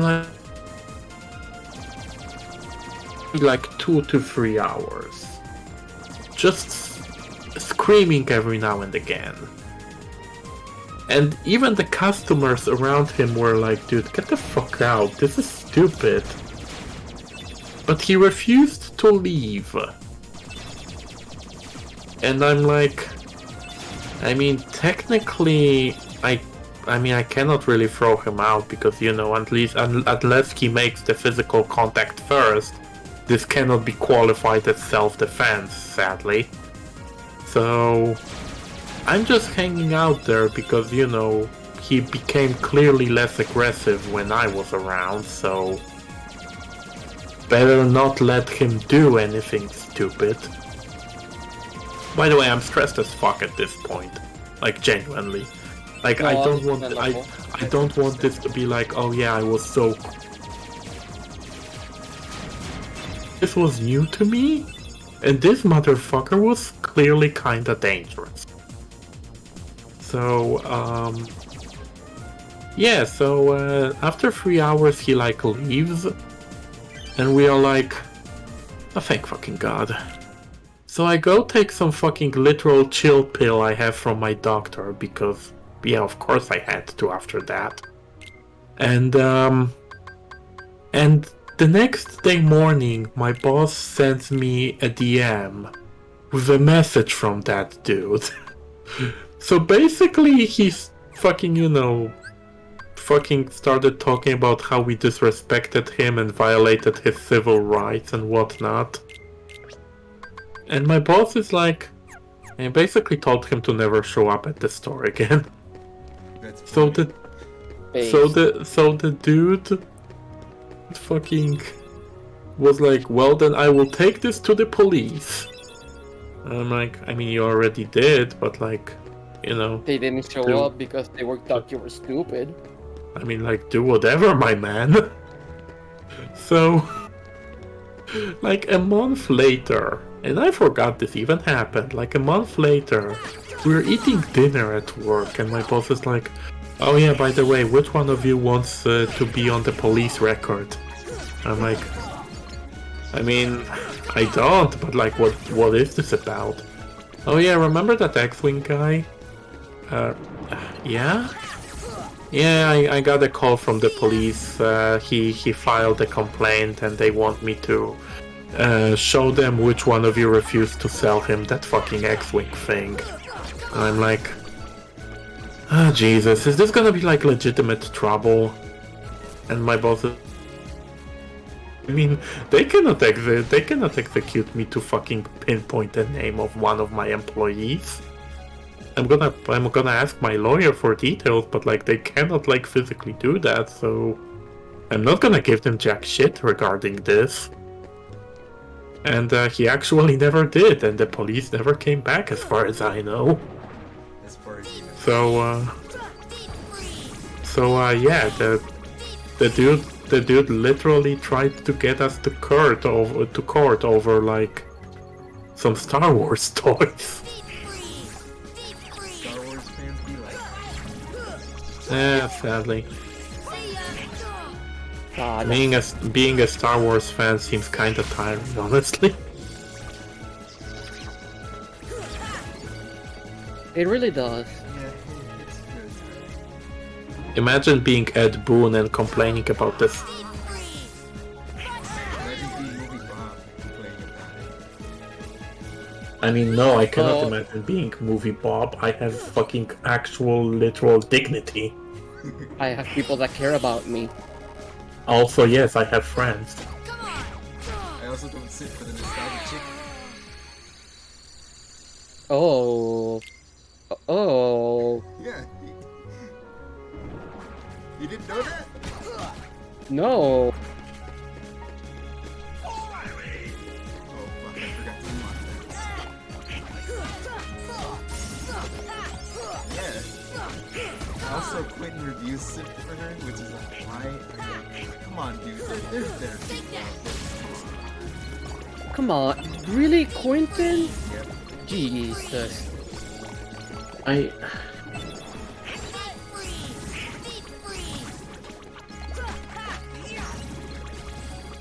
It's real trash. That's... You got that right. I'm... God. This is kind of a stupid question to ask out of nowhere, but like... you guys wanna hear a bit about Warhammer and homosexuality? Oh god, do they imagine themselves as that? Wait, what? Do they imagine themselves as that? As what? Gay? What? No? No? Well, that's a weird question to ask, honestly. So, just a bit of a background. So generally Warhammer fans tend to be a bit fash. It's oh no. it's kind of a thing. I mean, it honestly, there seems to be nothing in between. You're either a fucking fascist ass Nazi, or you're quite literally a member of the LGBT community. There is no in between? Literally nothing. Yeah, Like every single like, you know, Warhammer fan that I know personally, like as in actually talk to them, is either LGBT or fucking, like, you know, turns out to be a fash. Ooh. So yeah, that's the funny tidbit. So you know, obviously there's this huge movement of LGBT people ruining Warhammer with their gays and transes and the whatnots. Oh, is that because going of on course right now? it's always been going on, Lance. Oh, okay. Which the reason why I'm saying that is because, so me and Illy read a lot about Warhammer, and Illy reads the books that are the lore for that. So the most like famous and important story is the Horus Heresy, and the Horus Heresy has like 50 books, right?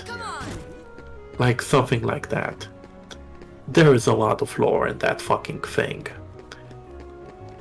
So here are some chosen quotes from the very first fucking from the very first Horus Heresy book. As the sparks of it rained slowly down onto the waters, the four warriors hugged and whooped, clasping hands and slapping backs. Torgadon, Aximand, and Abaddon took turns to embrace Loken. "You're one of us now," Torgadon whispered as he drew Loken close. "I am," said Loken. Where's another one?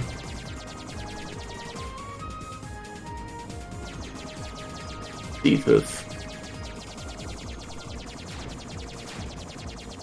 Basically, there was this entire fucking scene that, like, when I read it, I basically screamed out, "This is the only way in which this could be any more gay, is if these dudes were like literally fogs." Maybe I'll give one of them. Dude, there's like, I swear to God, this book has an extended scene about 4 men meeting under the moonlight in like in like fucking a secret meeting that nobody else can enter to form a lifelong brotherhood of friendship, and they hug. There are fucking things about fucking. There are lies about fucking muscular superhumans taking off their armors and how they rub oil on their skin and whatnot. Like, I cannot make this shit up. Warhammer is the gayest shit imaginable. Maybe I'll give the idea that like, people are actually mad at the quote-unquote gays ruining Warhammer is the funniest shit, because this is so fucking homosexual. It's hilarious.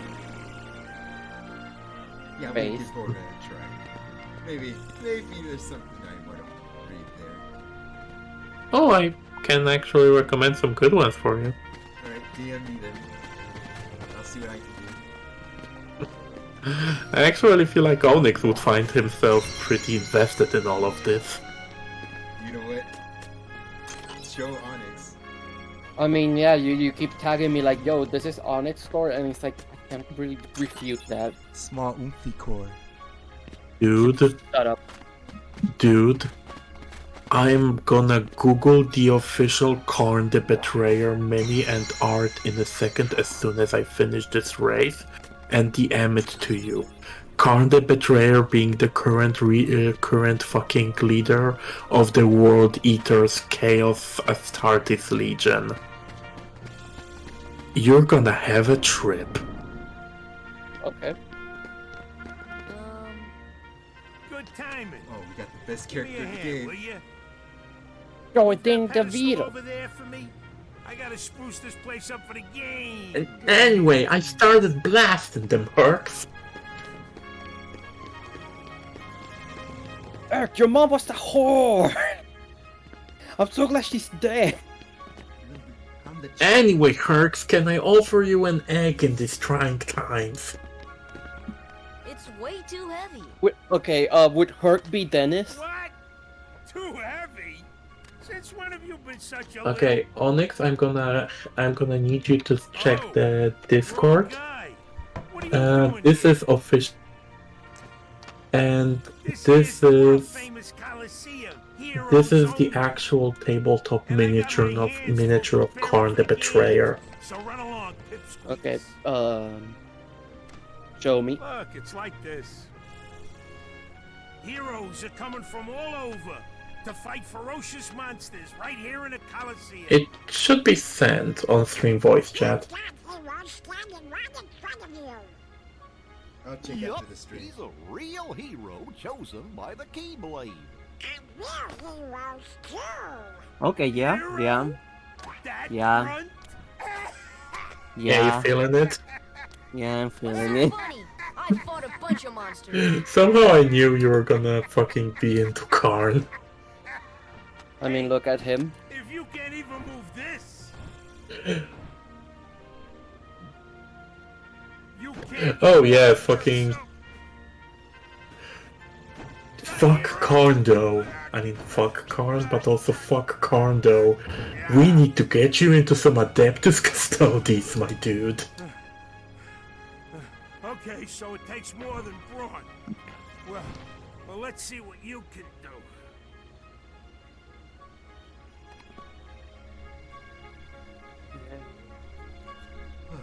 Yeah. Let me get some fucking Adeptus Custodes art. Because the thing that Marvin posted in the chat is you know, obviously fan art, as you may have you know, figured.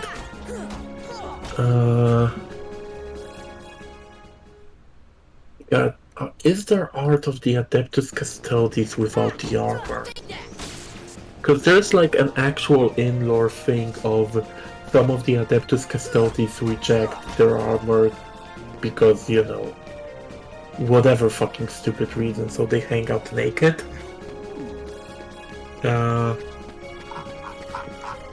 Let me check if there is anything. Because I honestly, you know, I'm obviously way more into Tau. Okay, this seems to be somewhat of an official art piece, so let me send that to Shark Boy. Oh my god, guys, today's a special day. Today's the 2-year anniversary of the Sonic movie. Of the Kino? You know? Yeah, the Kino. ain't bad, kid. Can't wait for 2. Looks like I'm headed for the Yeah, game. now that you now. Can't wait for Black Knuckles. Why not? Oh, so you mean? Yes, I mean Knuckles. Exactly. Alright, I got pulled away. Sorry about that. No worries. But today's the 2-year anniversary of the Sonic movie. Oh yeah, Kino. Onyx, check the chat again. I sent you some art of the Adeptus Custodes. They're huge. Dude, Space Marines are like 3 meters tall on average, and the Adeptus Custodes are the biggest of them. That's hot. Can they keep the helmet on though? This dude. I mean, let me get this. I think this is fan art. This is most definitely fan art. But there we go, friendo. Here it is. Rather yeah, wouldn't you say? Loose the robe, let's go. Wait, let me guess. You want to enter the games, right? Getting people into Warhammer through the power of gay. A pass? The other best character, only he's a scumbag. It's all yours. Good luck, kid. I'm pulling for you, little shorty.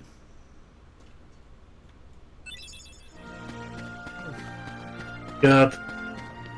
Wait, which one was the biggest Primarch? It was, fucking Vulcan.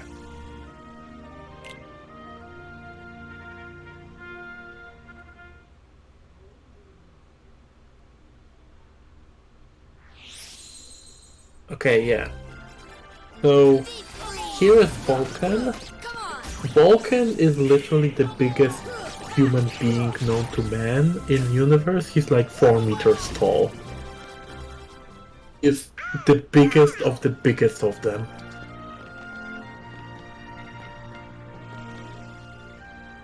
And There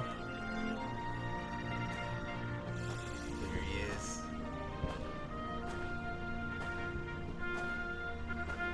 just to get a little bit on your aesthetics, Onyx, the final thing I wanna send you are the Carcharodons, which is the Space Marine chapter, also known as the Space Sharks.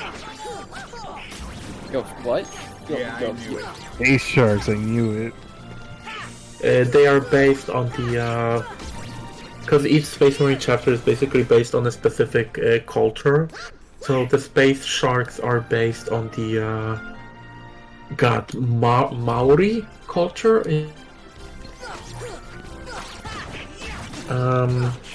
Here is the cover of their book, The Silent Hunters.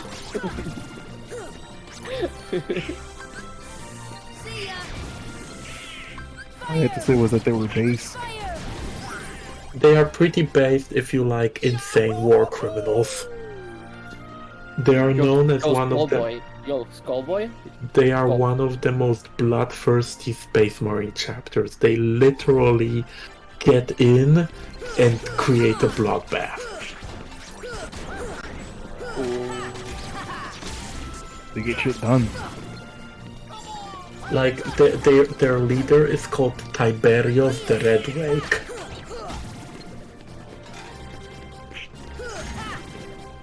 Unfortunately, he doesn't have, like, official art, but based on descriptions and books and such, this is what Tiberius more or less looks like. And before you ask, yes, it's the bigger one.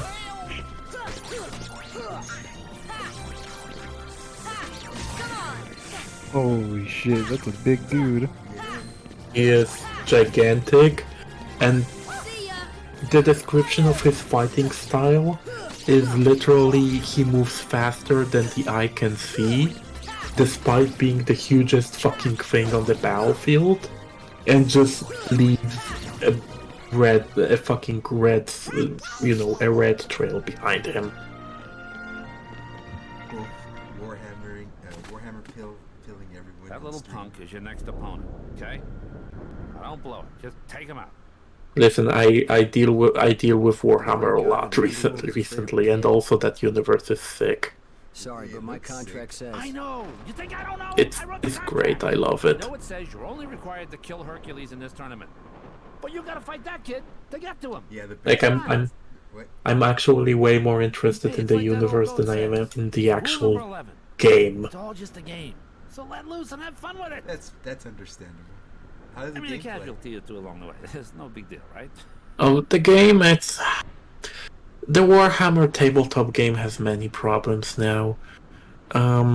Basically, like, my favorite faction in the game, the Tau Empire, they were useless until, like, a month ago when they got an update.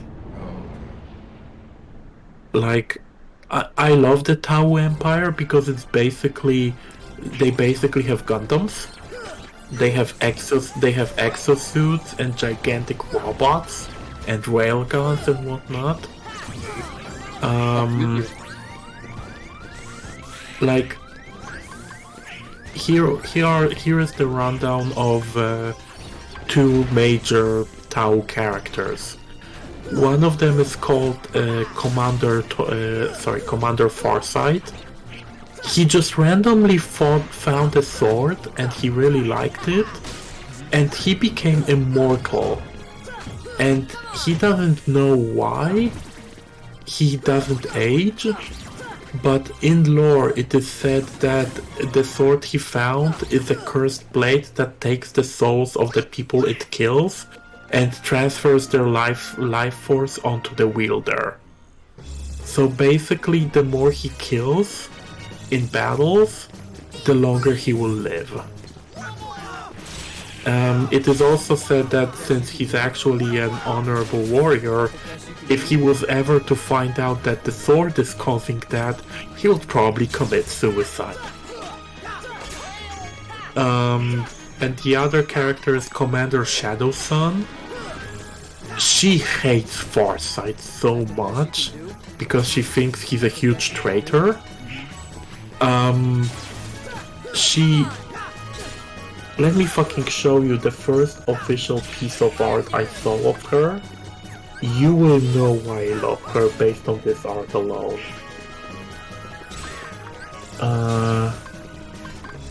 If I can only find... It's like an official piece of art from the... Oh, here it is. This is actually my phone wallpaper now. This fucking piece of her just drop-kicking a motherfucker out of existence is literally the reason why I love her. And yes, she is wielding dual cannons on her arms that she decimates motherfuckers. Thanks, Goofy, for being a trooper. Yo, Goof Troop? We should watch that. So, I have literally never seen that movie. We're gonna watch it. I mean, first we have to watch Scooby-Doo 2. Hell yeah. Yo, Scoob?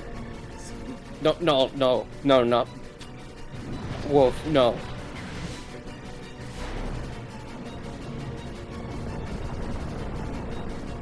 Please never say that again. My friends call me Dick. Rick? Richard? Edgar? Based. Joe?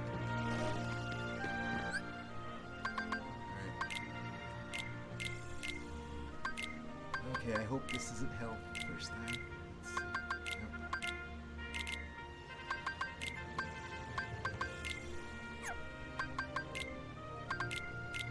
Hold on, I'm getting more DMs from Lily. Yeah, of course she's fucking... of course she's sending me fucking spec art of fucking Warhammer character. Your teeth? I mean, babe.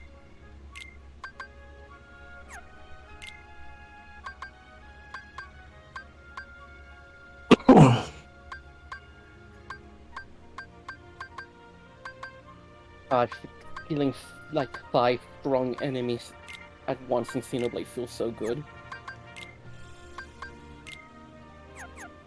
Man, I need to fucking limit myself, because I could fucking go on a gigantic Warhammer tangent again, and I cannot do that to more people. You're basically Warhammer pilling these two right now.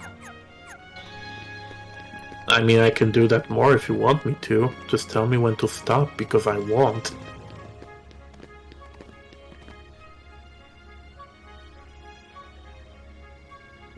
That must hurt, Marvin. Hey, so do you guys know what the Necrons are? Oh, like Exodia Necros, or? No, Necrons. The Necron race. No? No. Okay, so there was this fucking race somewhere in the galaxy called the Necrontyr, like hundreds upon thousands of years ago. And they had like an clearly Egyptian style civilization going on for them, right? One thing though, their fucking sun was super fucked up in their system and they all had mega cancer. Oh, I mean, actual super fucking mega cancer. So, one time these guys show up and they call themselves the Catan, and they have godlike powers. So they are like, we can solve your cancer. You know, your race is dying, so we can help you with that. And the current leader of the Necrons, after obviously much deliberation, the current leader of the Necrons, Sharek, the Silent King, is like, yeah, sure, fine. So, you know, the Catan are like, okay, build these. And they build gigantic fucking furnace pillars you know, that the Catan use for something called the biotransference, which is turning your mortal body into immortal living metal. So they start, you know, getting all the people to turn into the modern Necrons, basically. Thing is, the Catan have not said one important detail of this process. They eat their souls. Oh no. So, the Catan start feeding on their souls. And, you know, the Necrontyr still come out as fucking, the Necrons, and they still mostly, you know, there are obvious fuck-ups, deflate virus and all that. So, Sharek realizes that, and he's like, so, why did you turn us into this? And he's like, oh yeah, there's this race we are warring against and we need troops. And Shrek is like, I gotta play along, huh? Yep. So he's like, okay, for now. So they killed the fucking warring race they are fighting against, called the Old Ones. And then Shrek is like, so you gave us superpowers? Like all sorts of superpowers, like the fucking Necron technology involves, but it's not. We can converge timelines upon one another in this secluded pocket of space, therefore causing stuff like this ship is we're like, this is fucking hard to explain. We are basically creating like time stops at different seconds to make this ship implode upon itself, because it starts existing. This ship from multiple timelines starts existing in the same place at the same time, therefore causing it to implode upon itself, because it literally spawns another ship inside that ship. So they have insane weaponry like that. And they successfully enslaved the Catan with the rebellion. But it also turns out that they literally are going insane. So they go into multi-fucking million years long sleep. And they recently started waking back up due to various circumstances. So my favorite Warhammer book is called The Infinite and the Divine. Hey, are you alright? It's about two Necrons. Yeah. One of them is Trazen the Infinite and the other one is Orikan the Diviner. That's why it's called The Infinite and the Divine. I'm looking for someone. Okay, so I need you guys to fucking imagine two old-ass boomers that hate one another. Okay? A boomer. Into darkness, and I couldn't find them. Now those boomers are immortal super beings with godlike powers and a superiority complex. As you do. This book is so fucking good that every time this is a Warhammer book. Every time a battle appears in the story, I want it to end as quickly as possible because I need to see more of these two motherfuckers being dicks towards one another. Like, the gist of the story is that Trazen the Infinite is a fucking kleptomaniac collector, and he collects shit all over from the galaxy, and he has this artifact. And Orikan is like, I know what that is and you don't, I'm gonna steal it from you. And they basically just fucking steal this artifact back and forth from one another over the course of thousands upon thousands of years. And like, the first time Orikan breaks into Trazen's vault, because Orikan can control time. Literally, he can turn back time, create different timelines, you know, do all of that sort of shit. And Trazen the Infinite is called the Infinite because he can switch bodies infinitely. He can take over other Necron, no problem. So the way Orikan gets introduced is is that, and the book does an excellent job by not revealing this. He's like trying to break into Trazen's vault and destroy it. And the book is like, and the narration goes like, I slowly move this and this and this to not cause this effect and this effect. Basically, he's breaking into a gigantic vault.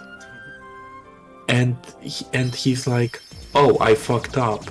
and and literally, you know, a metaphorical bullet gets shot in his head, into his head because, you know, security. And he turns back time slightly, and he goes like, Jesus fucking Christ, I have been trying to break into here for 300 years straight. Because he was constantly turning back time every time he fucked up for 300 years. Trying to break into this one fucking vault. So then he breaks in and Trazen is there. And they have a thick ass anime fight. Then where the narrator goes, if the Necrontyr were not turned into the modern Necrons, this would have been the most pathetic fight between two old librarians ever known to history. But ever since they have become immortal super beings, they just like constantly fucking throw out energy blasts and destroy fucking entire kilometers of Earth with their powers. Oh. There's a scene, and this is just, you know, the fucking military, like, you know, like the fighting aspect. So they steal that artifact back and forth like 20 times over the course of the book. At some point, half of Trazen's collection, while he steals the artifact. So there's a scene in which a portal appears, like literally a Thanos portal appears in Orikan's fucking bedroom. And a sniper comes out of it. And the sniper morphs into the face of Trazen the Infinite. And he just point blank, like no scopes fucking Orikan. So Orikan with his head blown off is like, you know, distorted. I no longer have the item, Trazen, I lost it. And Trazen just fucking steps back through the portal and is like, I don't fucking care, I just came here to shoot you in the face. And just leaves. What a shad. Shoots you in the It's- face, doesn't elaborate. Shoots you in the face, doesn't elaborate. Leave. It's like, there's a reason Trazen is fan favorite of like all the Necrons. He's so fucking good. And every time he gets adapted into like a video game or something, he does some enormous amounts of trolling bullshit to everyone involved. Like, we haven't finished that book yet, but like, God, there's an entire scene where Trazen and Orikan talk like in the middle of a square on a human world. And Trazen is like, look, Orikan, they create culture, music. They create something beautiful that soulless machines such as we no longer can do. And Orikan is like, dude, we can merge timelines together and use them in a military application.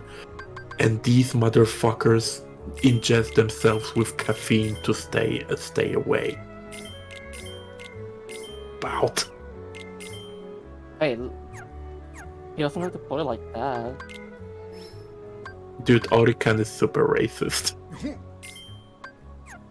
He's like the definition of an old boomer. Like, Trazen at least appreciates different life forms. Orikan is like, man, all them fucking humans and all that. Back in my day. Back in my day, we owned humans. I mean, back in his day, humans were not a concept on the map.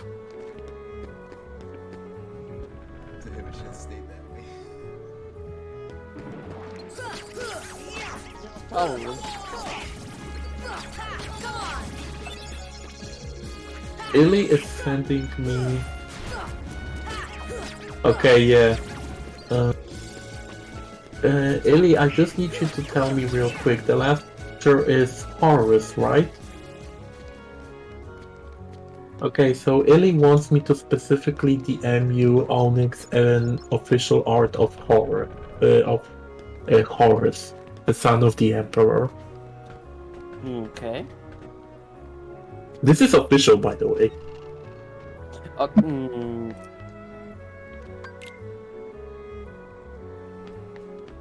You fucking tell me with a straight face that Warhammer is not gay.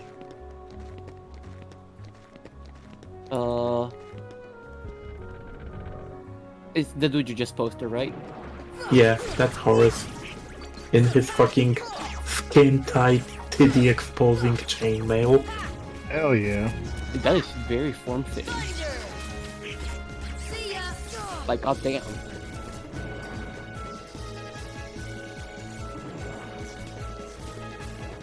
I mean, I know you guys mind if I tell you about like one last of my favorite characters? No, you can keep going. Okay, so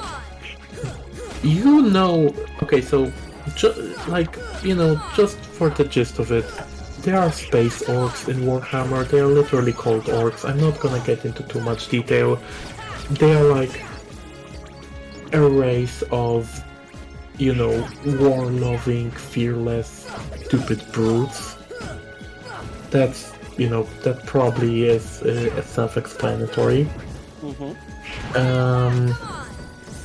Let me just fucking find you the piece of yeah, here it is. This is from a book.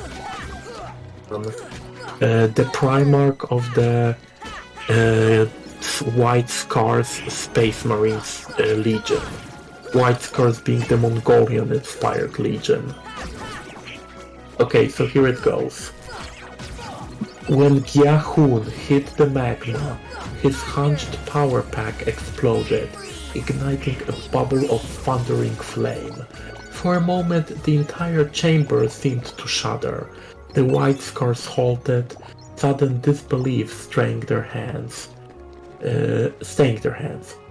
Even the orcs sensed something, and their headlong charge missed a beat. The Khan himself broke from combat and stared into the waves of breaking fire, his cloak snapping against the gale of force unleashed. What remained of Gyahun's body was consumed in that hurricane, burned away, rendered down to atoms. Then the Primarch looked up, and despite the racing furnace around them, a chill descended over every soul. He uttered two words only, his voice suddenly as spare and bleak as the void. Fall away. His sons complied instantly. Even Sejanus and the Luna Wolf's warriors from a legion that gave no quarter to any foe withdrew. The Khan advanced then, alone now. His demeanor changed from flamboyance to a night-seer menace. He swung his sword about him languidly, loosening up, cutting the air into whispers, and the orcs themselves bellows snuffed out, bravado shaken into wariness. Then he started to kill. He broke into a run, first heavy, measuring his strokes, then accelerating faster and harder until he had moved into that state the Cho'Gath sages called Alag Gan, where the thought alone could kill, when the distance between intention and action was made nothing, and where vengeance became a living thing with both extension and imminence. Under a gathering shroud of elemental vendetta, he killed them all. If he had slain freely before, now the carnage was so complete that it scraped the boundaries of both the divine and the diabolic. Even the war-hardened legionnaire Astarte, used to witnessing prodigal exercise of violence, were silenced by it. The Xenos never laid a claw on him. The Khan moved now, not with joy, but with dreadful perfection. They faced up to him, and they were swept away. They tried to parry and he cut them down. They tried to combine and they were ripped into whimpering slivers. He danced through their numbers and built a corridor of blood around himself, laying like some specter of the endless dark, silent as a grave mark, chill like the night gale of the Ulav. One of the Luna Wolves, inspired by that vision, tried to join him then, to add his blade to his, and it took Quinza to hold him back. No, brother, the Keshik Master warned quietly, only observe. But by then, the Khan himself was almost invisible, hidden behind a curtain of severed flesh and thrown blood, a primordial force burning through the Xenos ranks, invulnerable and darkly magnificent. For the first time in that entire campaign, the Greenskins tried to run, to scramble away from the hungering devil that raced to devour them, but there was no space left, no time left, no hope left. Most were caught as they turned, their backs carved open and their necks broken. The few that managed to get back to the gate covered under the shadow of that great monster, the swollen master of their brood lair, who retreated beyond the portal in a shuffling, shaking display of. The Khan passed under the gate's edge. None of his army followed him in. They held vigil on the spur instead, watching the gaping entrance, holding to their last order against every instinct.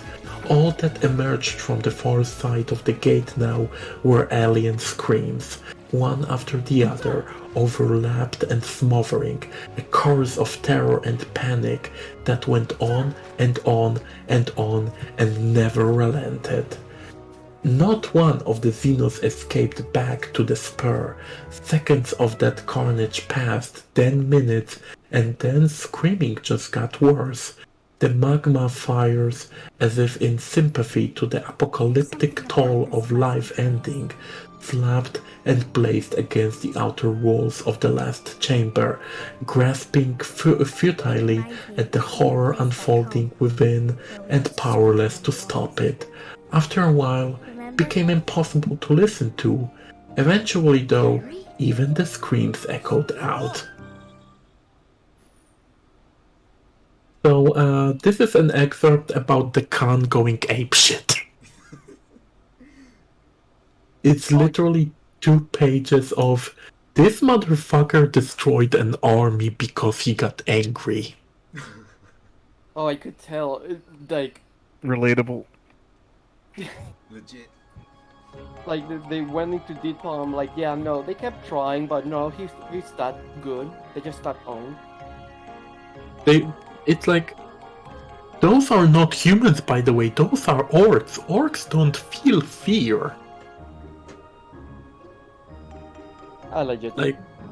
Like they just saw this motherfucker and were like, we gotta go. I like how this literally goes into like full detail of like, yeah, there's blood and guts and fucking carnage everywhere, and the Space Marines are just fucking terrified of looking at it, and then the screaming stopped. Raw. Like when they say when they have lines like that, it's always like raw. Mm-hmm.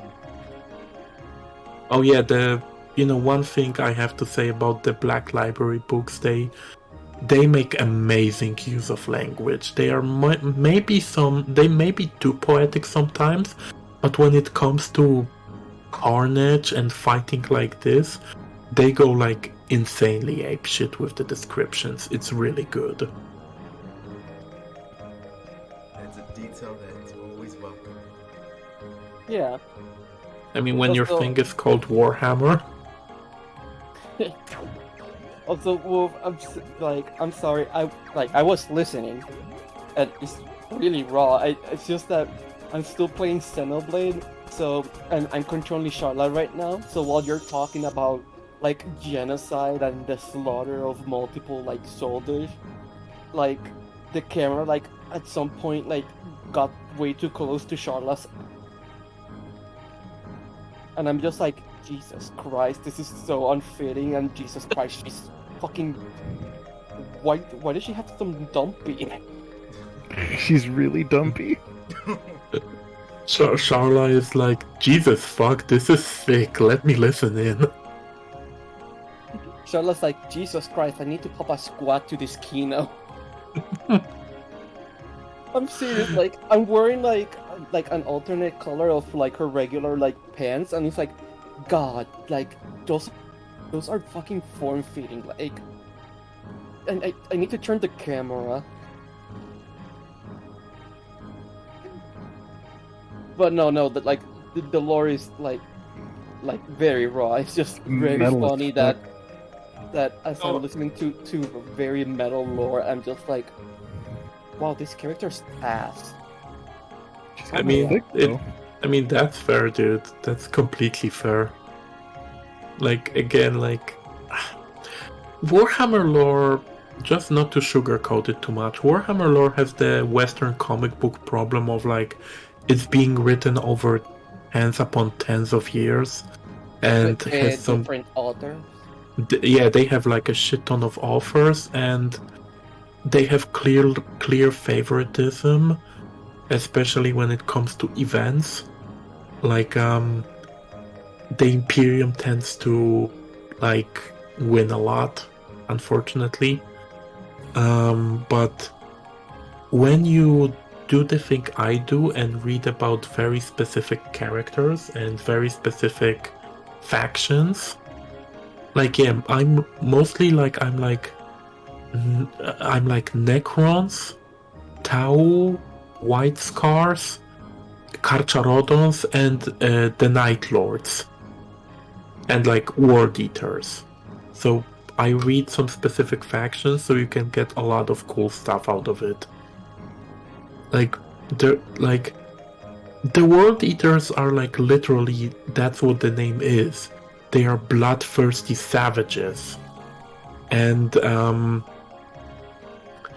they are so fucking sick that their captain, the captain of their ship, like their flagship, is just a regular lady, like a regular human being among these demigod space marines.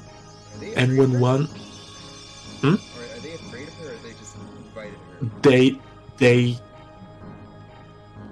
She's so competent and ruthless that they have to respect her. Oh, okay. She's one of the. Oh no. Yeah, Oh, She's a literal girl boss. God damn it, that's what I was gonna say. I was like, yo, girl boss? Lotara Thurin, the girl boss of the Betrayer, which is the name of the ship. Queen. Yes, like keep. So basically what happened was, one of the World Eaters was supposed to hold watch during an assault. But he was like, man, fuck that bitch, I'm a space marine, I'm gonna do whatever. So he fucking went on with his squad to kill some dudes, which caused their... And enemies got into the ship and killed like multiple crewmates and caused like severe damage. And we don't mean like slaves or anything, they killed trained personnel. So when Lotara found out that that dude just left, she fucking called him to the bridge and was like, why did you leave your post? And he was like, well, you're not my boss. She pulls out the gun and shoots him in the face. He survives because he's, you know, a space marine, and that doesn't work. He survives and is about to murder her for attacking him. And her personal guard of, you know, other World Eater space marines just steps up and is like, motherfucker, get out. She's the captain here. So he's like, oh, see, but leaves because he's like, she's gonna own me if I try anything now. Girl boss. What a shad move. Like, just unapologetically pulls out the gun, shoots a space marine in the face. Just the fact that he survived is like, shit. That's metal. He might have been wearing a helmet, but you know, it's still a point-blank headshot. I mean, like, helmets don't help much against, like you said, point blank. So, like, yeah, she couldn't have killed him, but she was like, it's not about killing, it's about sending a message. That's very mob boss core. There's, like, also, like, yeah, there's a really cool thing. Okay, so Chaos, you know, traitor space marines who joined the Chaos Gods and all that. And there's this dude called Abaddon the Despoiler, who commands the Black Legion. And the Black Legion is basically like, I don't care which Chaos God you serve, I don't care what your goal is, as long as you want to destroy the Imperium of Man, you are welcome in my Legion. And every now and again he launches something called the Black Crusade, which is a targeted attack on the Imperium of Man. So he launched a bunch of those. Sorry. He launched a bunch of those, and like the final one for now, at least, the 13th Black Crusade. He literally found something called the Blackstone Fortress. The Blackstone Fortress is a gigantic Space Hulk class ship that's like of unknown origin. They cannot build one of those. They don't know where exactly they came from. Just every now and again you just find one of those floating in space. And Abaddon has one of those. It's gigantic and possesses overwhelming firepower. God damn it, sorry again. So he attacked the Imperial planet called Cadia. Basically, there's this thing called the Eye of Terror. It's a gate, which is the realm of demons. Cadia is the closest planet the Imperium has to the Eye of Terror, and it produces most of the military power of the Imperium when it comes to the Astra Militarum, the Imperial Guard, which is, you know, regular soldiers, not space marines. So Abaddon was like, if I destroy Cadia, I destroyed the first watch post Imperium has over the Eye of Terror. So he attacked. No, just yeah. So he attacked Cadia.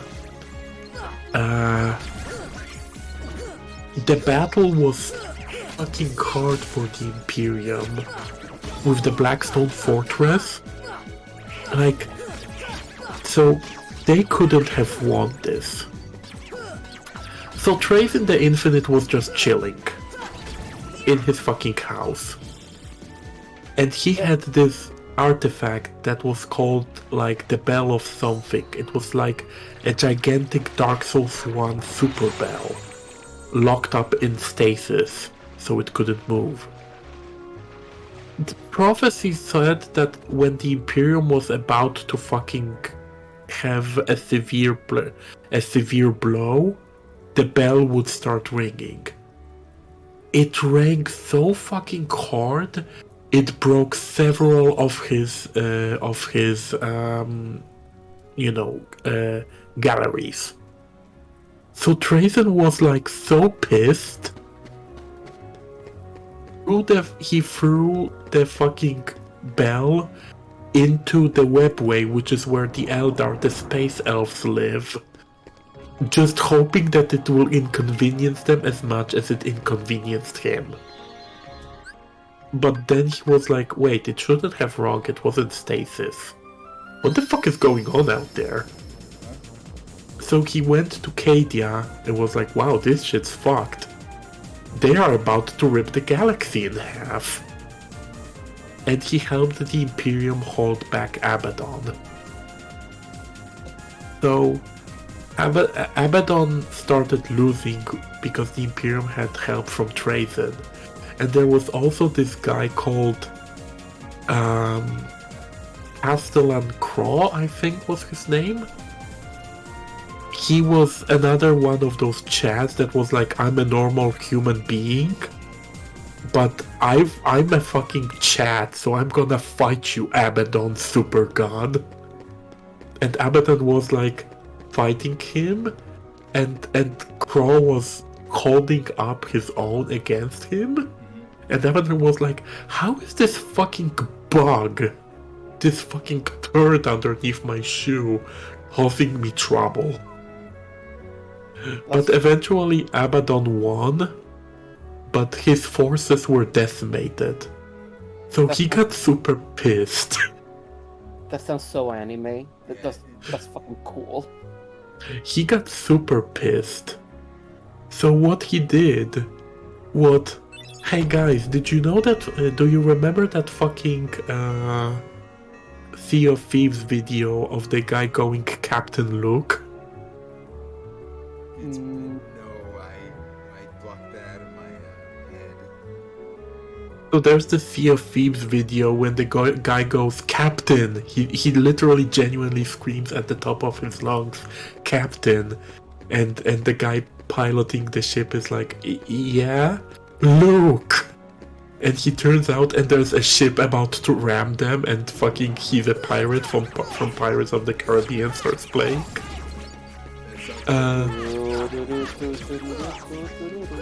Yeah. So Abaddon decided to do that to Cadia. He fucking teleported back to the Blackstone Fortress. Fucking took the steering wheel from some guy and rammed the thing directly into the planet, causing a chain reaction that literally blew the his name is Creed. Yeah, he caused a chain reaction that blew up the planet into pieces. He fucking rammed a gigantic ship into the surface of a planet and cracked it wide open, destroying the fucking Blackstone Fortress in the process, but also destroying the main fucking source of soldiers for the Imperium. And then he fucked off back into the Eye of Terror. Like, this fucker was like, you didn't win, I didn't get owned, rams this ship into your planet.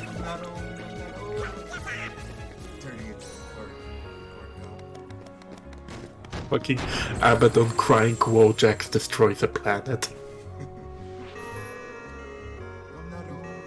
That's like, we're making him sound like a fucking, like a fucking loser. That motherfucker destroyed the planet. I mean, you can destroy a planet, but you're still a loser. Yeah, you're still a loser.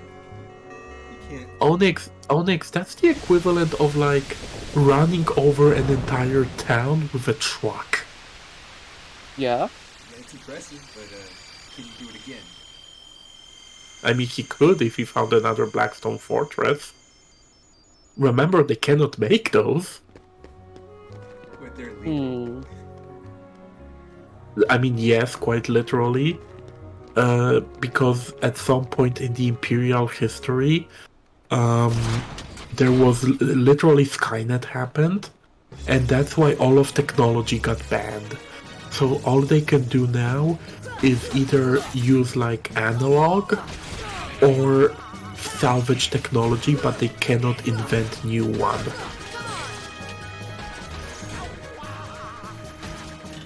So yes, it is illegal to create a new Blackstone Fortress. the Inquisition will come over and destroy your planet.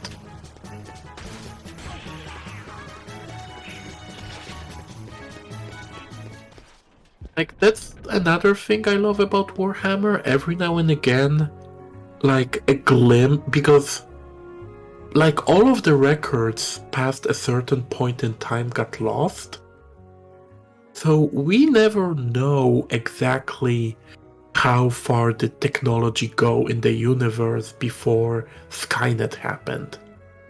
And every now and again, they find, like, an old ship or something floating in space. Because let's be real, the Black Sails were probably built by humans back in the day. And every now and again they find a ship with an AI or something, and like the AI on the ship is so advanced, it literally can remotely destroy Space Marine armor, make it completely unfunctional, because it's like, dude, this is like ancient technology to me, and I am ancient. So yeah, it's like it leaves so much room for like implications as to how the world was before, the fucking happened. It's extremely interesting to think about.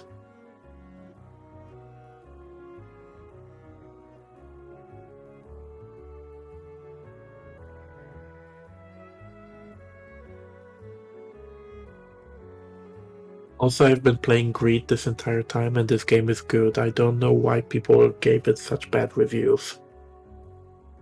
I don't know much about Greed, so I sadly I can't really answer that question.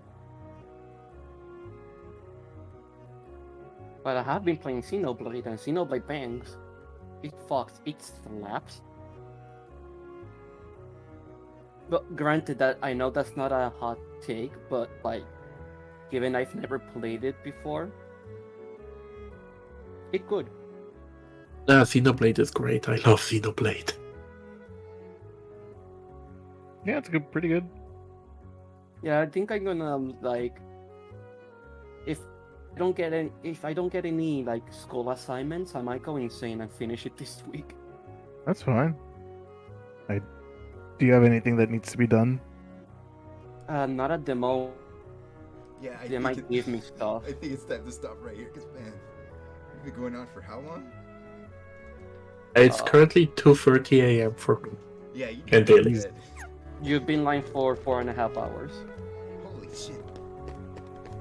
That was entertaining, nonetheless.